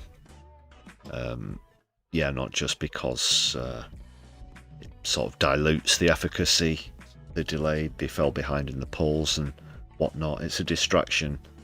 It certainly gave right-wing trolls a stick to beat them with as well, and oh, look at this, yeah, oh god, there was all of that, so it was a bit frustrating. Yeah, I was gonna, so I've got a different, well, I've already used a Stats for Lefties poll on tonight's stream with the Iran one. That was Stats for Lefties, but I was considering using that one that put them at 0%. And it was posted with the grimacing emoji as well. New poll, you know, puts your party at 0%.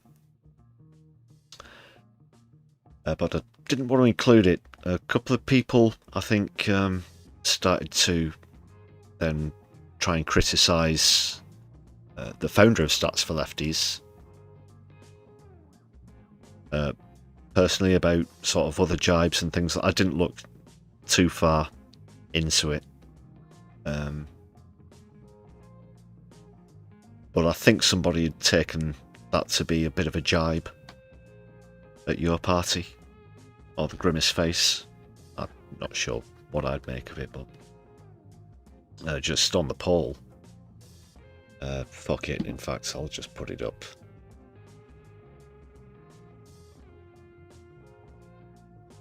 I have to get it out of the recycle bin now. Yeah, there's never a great amount of real estate on the old desktop here. That's for sure. But I do have it here, just very quickly.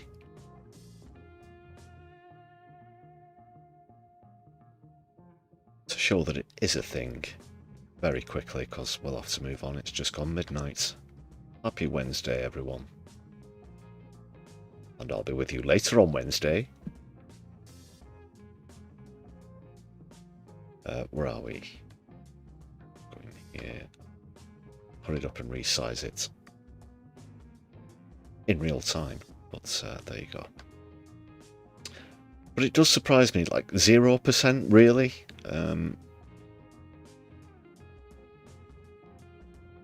I need to remind myself who the pollster is. Focal data, apparently. But this still has Labour in second as well, which I don't buy. It's got the Greens on third. This is a national poll, by the way. I wouldn't say the Greens were behind Lib Dem still, or the Tories, certainly not. And yeah, more than likely in front of Labour. So I wouldn't actually, yeah, I would take that with quite a grain of salt, quite a few grains of salt, nay, even a pinch. The 0%, because there are bound to be people out there. They have about 80,000 members now, so that is bound to translate into polling, even spurious polling. So yeah, that's why I didn't include it, because I'm not saying that it is true, but some people sort of thought the 0% was a bit of a shift of the goalpost to try and make them look bad, or it was some sort of like deliberate jibe or whatever, but I don't know. I think stats for lefties are okay, of course. I'm not getting into that arguments, let's put it that way. Plants McGee, thanks for the super chat there, and yes, the latest tally for Green Party members is 230,000, and they were on just, was it 60, 70,000 when Zach announced his candidacy for leader? Unprecedented. Sorry, that was my fault. I accidentally reset the background music. But yeah, an unprecedented rise. It can't be understated. It's a phenomenon. It's a phenomenon.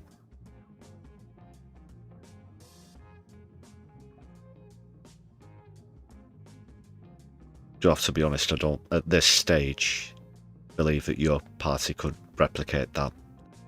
But they could certainly put in a very, very, very good effort. It's early days though. Yeah.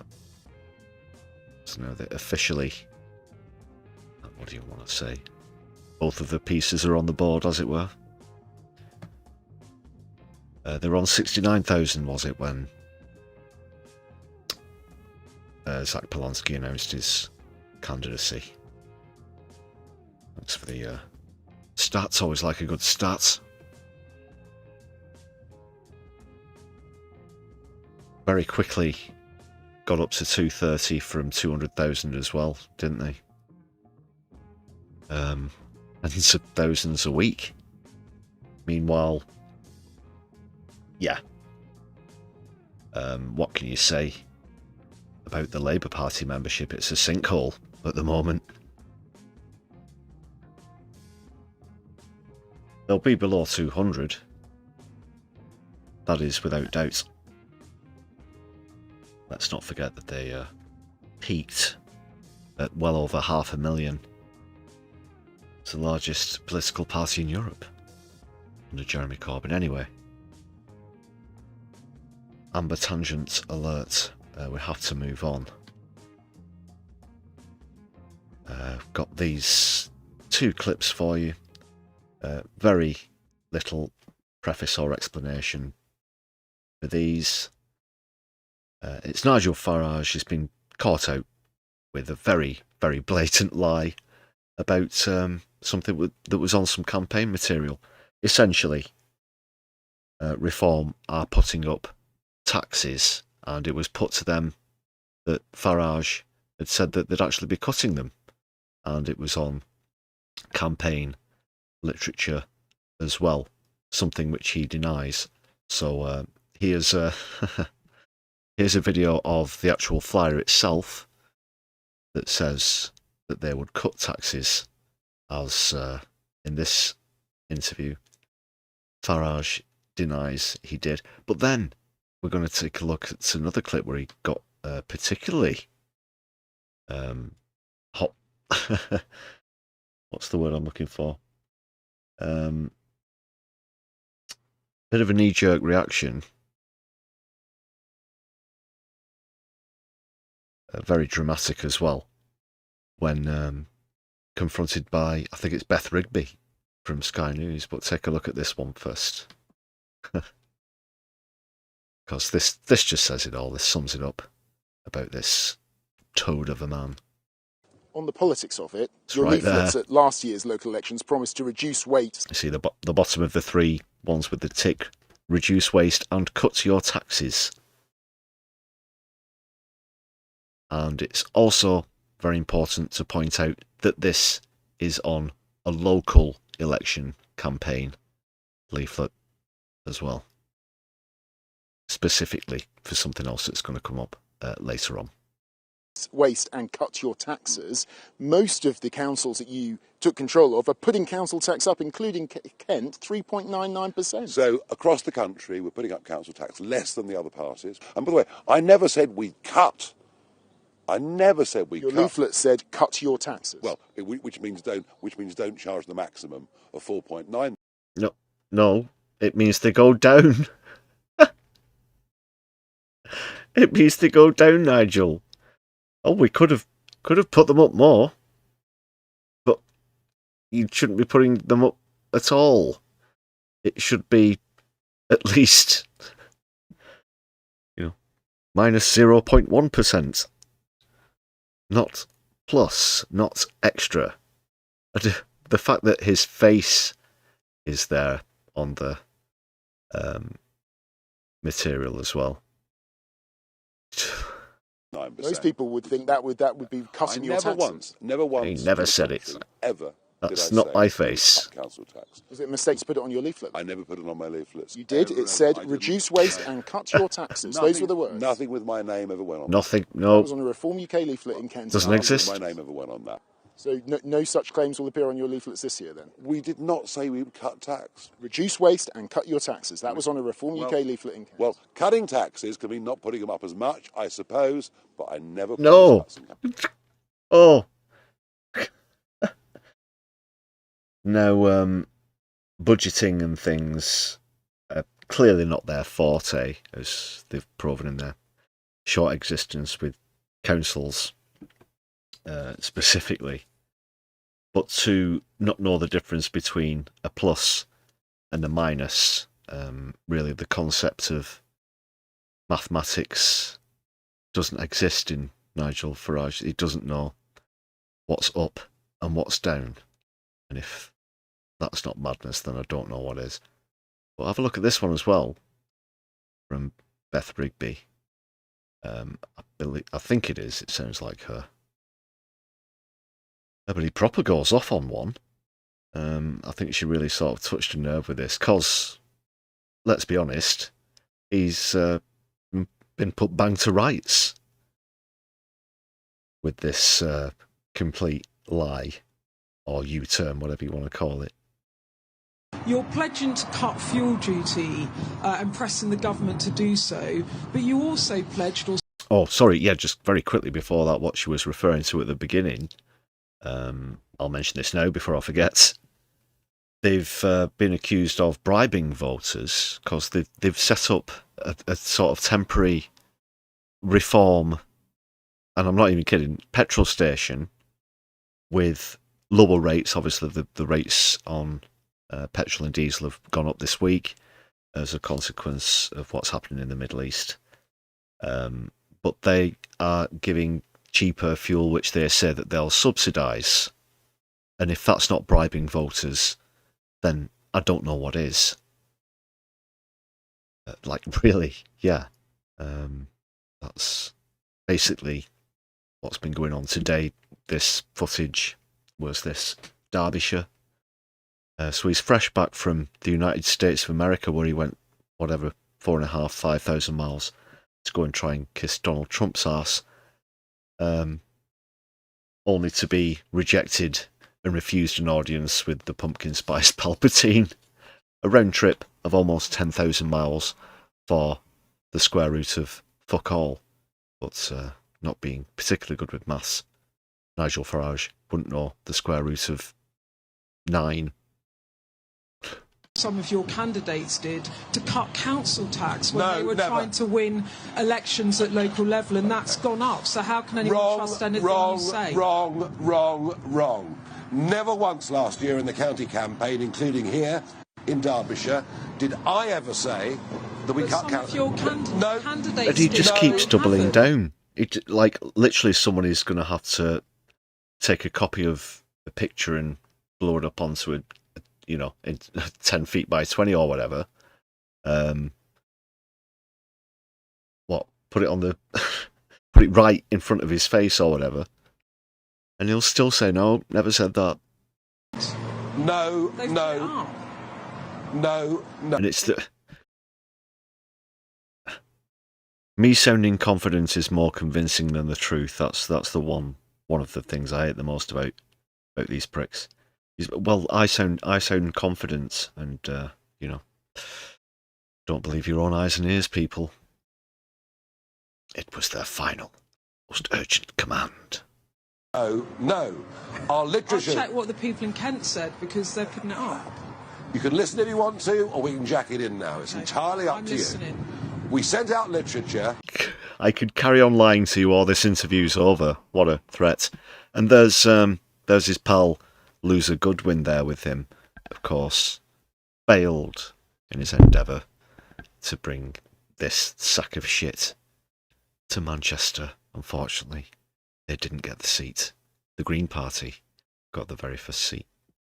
With national messaging, Manchester, which said end net zero appropriately, stop the boats and cut taxes. That was national messaging.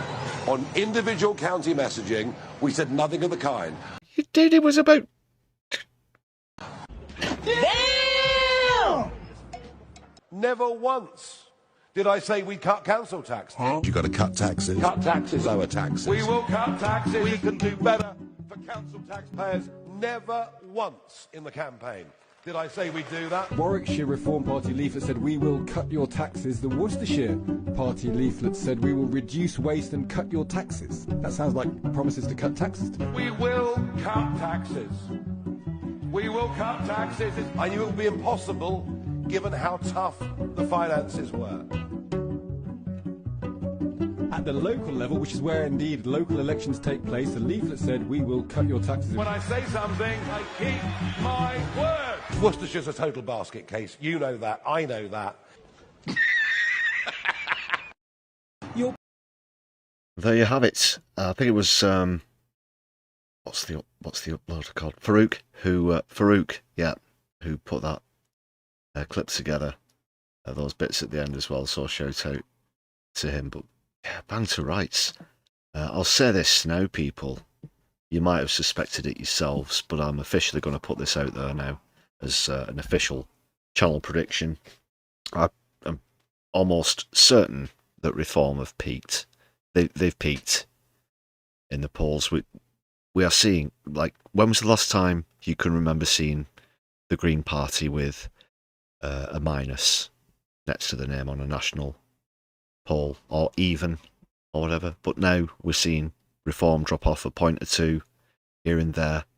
The Greens going up 2, 3, 5% at a time. I think that they've already reached their apex. They've been found out. Not everybody, fortunately, is as gullible as they'll need them to be to get into government. But let's just hope that a lot more people see sense between now and the next GE. Let's try and finish on something a bit more uplifting.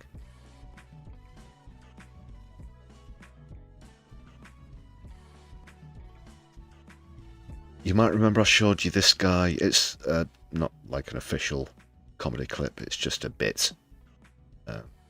Because I believe it was Box Pops from Clacton-on-Sea. But prior to the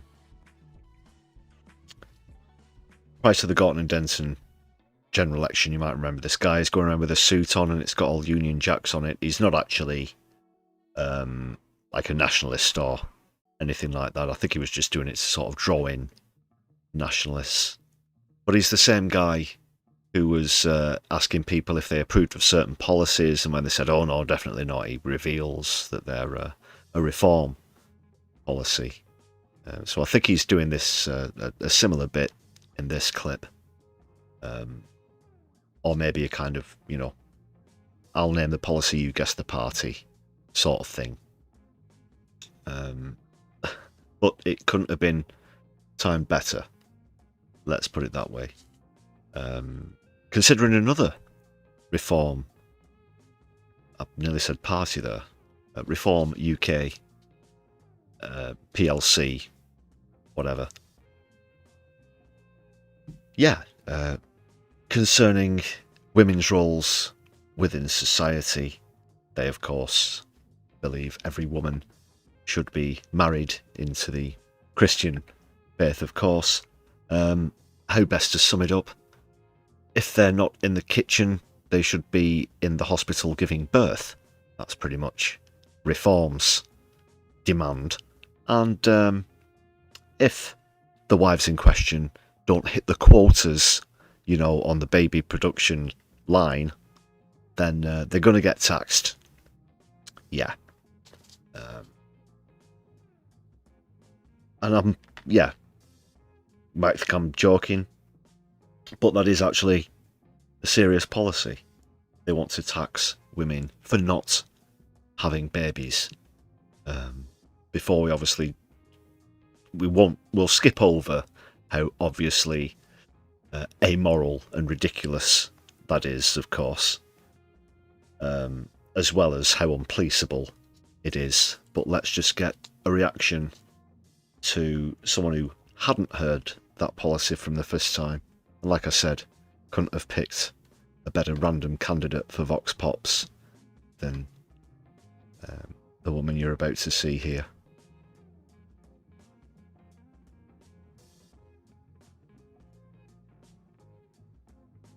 Alright, here it is. I think this was shared by the Canary. But once again, apologies, I can't remember the name of the guy doing these sort of setup interviews. You're pledging to... The other one, Philip. We want you at home, dependent on your husbands.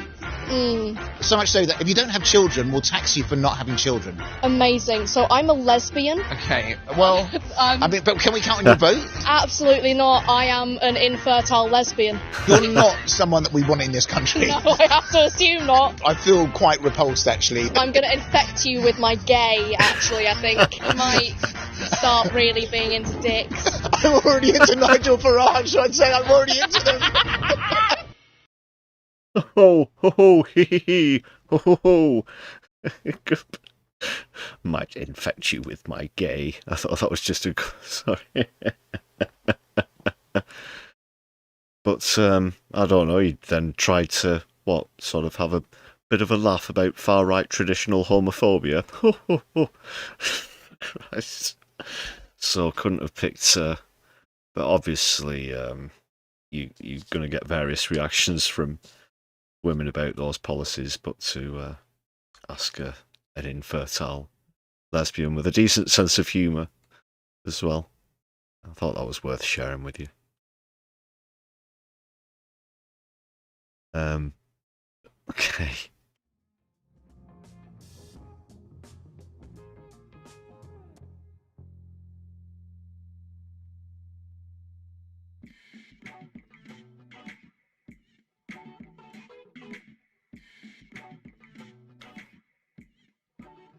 What's happening in the chat?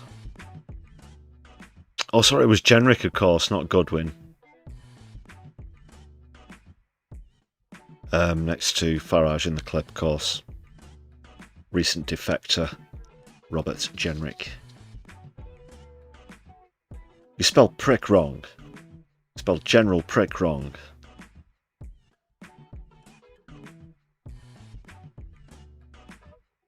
What's this about a TV show? Shepherd and dogs running and rounding up sheep. Is that what it was called? Man and his dog? I don't know if I know that one.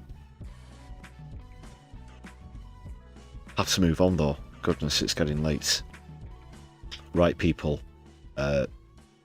Again, keeping our spirits up. Let's try and end the stream on a high. It's not all doom scrolling, you know. But another aforementioned case on the channel. More good news from Animal Rising this time. Excuse me. You might remember the trial for aggravated burglary from a group of 5 protesters who rescued some beagles from an animal testing facility, and a further group of 5 have now been found not guilty for rescuing the beagles from a bastard animal testing facility. And there's one of them at the top of your screen as well. Can you imagine, you know, these utter scummy twats who want to put cosmetics, pharmaceuticals, this sort of thing, into dog's eyes and all the other, you know, I won't describe some of the horrendous pictures that you see that get leaked from these kind of places. It really is awful, but well done to Animal Rising, and well done to the now 10 campaigners, protesters, activists found not guilty for rescuing these lovely, beautiful beagle dogs. I mean, look at that face there. Well done.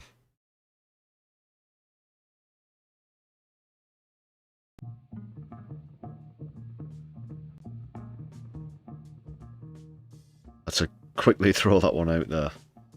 Yeah, sure. Squeeze that one into the stream.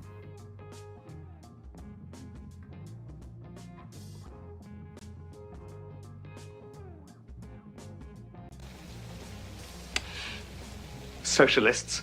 Oh my God.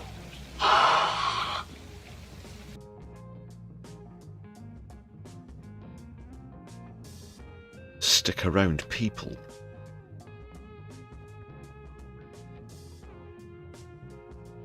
I just need a quick adjustment. Again, you might see a couple of seconds buffering here. And it's all good.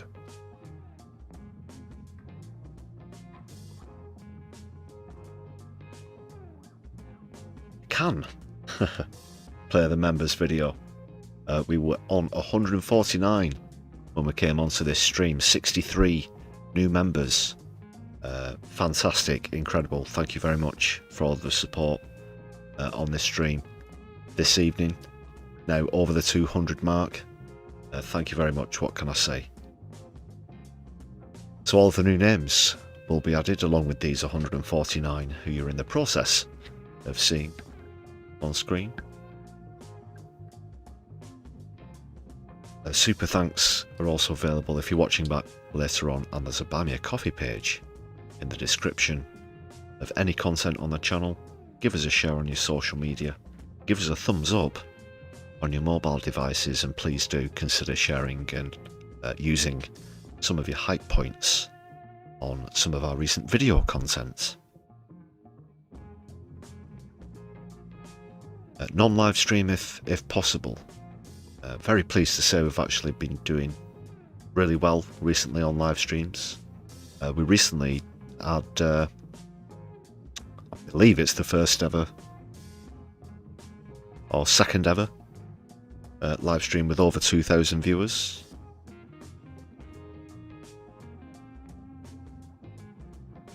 So yeah, please do give the video content a boost as well. All of your support, as always, very much appreciated. We do love our audience here on the channel. Solidari-Tea. Brothers, sisters, comrades, they thems alike. Speaking of Solidari-Tea, let's see who's available for a raid.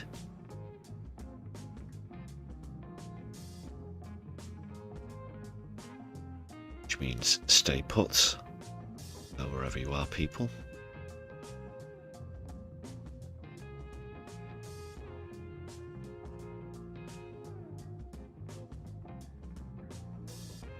More excellent content to come. If you fancy staying up a bit later, we'll go into this space. Crossing the states.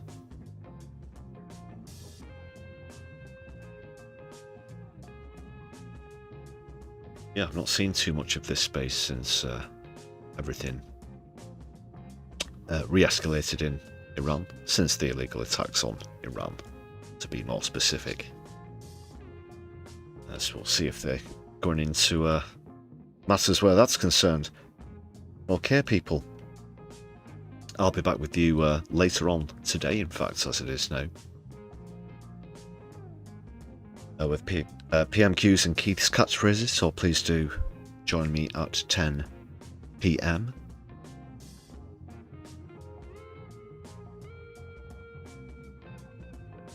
Hit the notification bell as well, so you won't miss out. As for this stream though, thanks for watching, thanks for keeping things cordial in the chats as always. I've been your humble host, Lefty. This has been the Brews at 10 on My Left Eye. Solidari-Tea, Free Palestine, Sudan, Yemen, Lebanon, and the entirety of the Middle East from the clutches of the United States of America and Israel. Don't let the bastards grind you down. My Left Eye will be seeing you soon. Good night.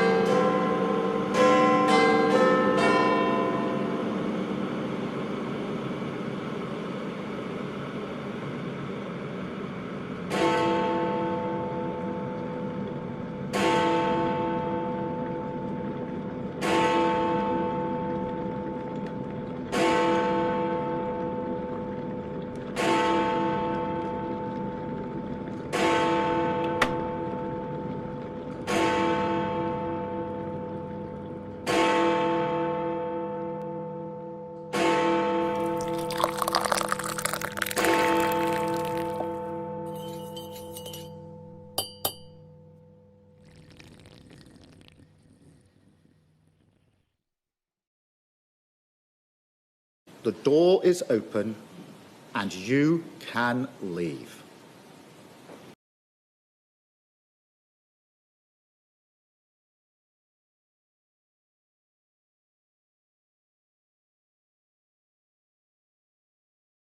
It's what Hitler and Goering did, and it is textbook.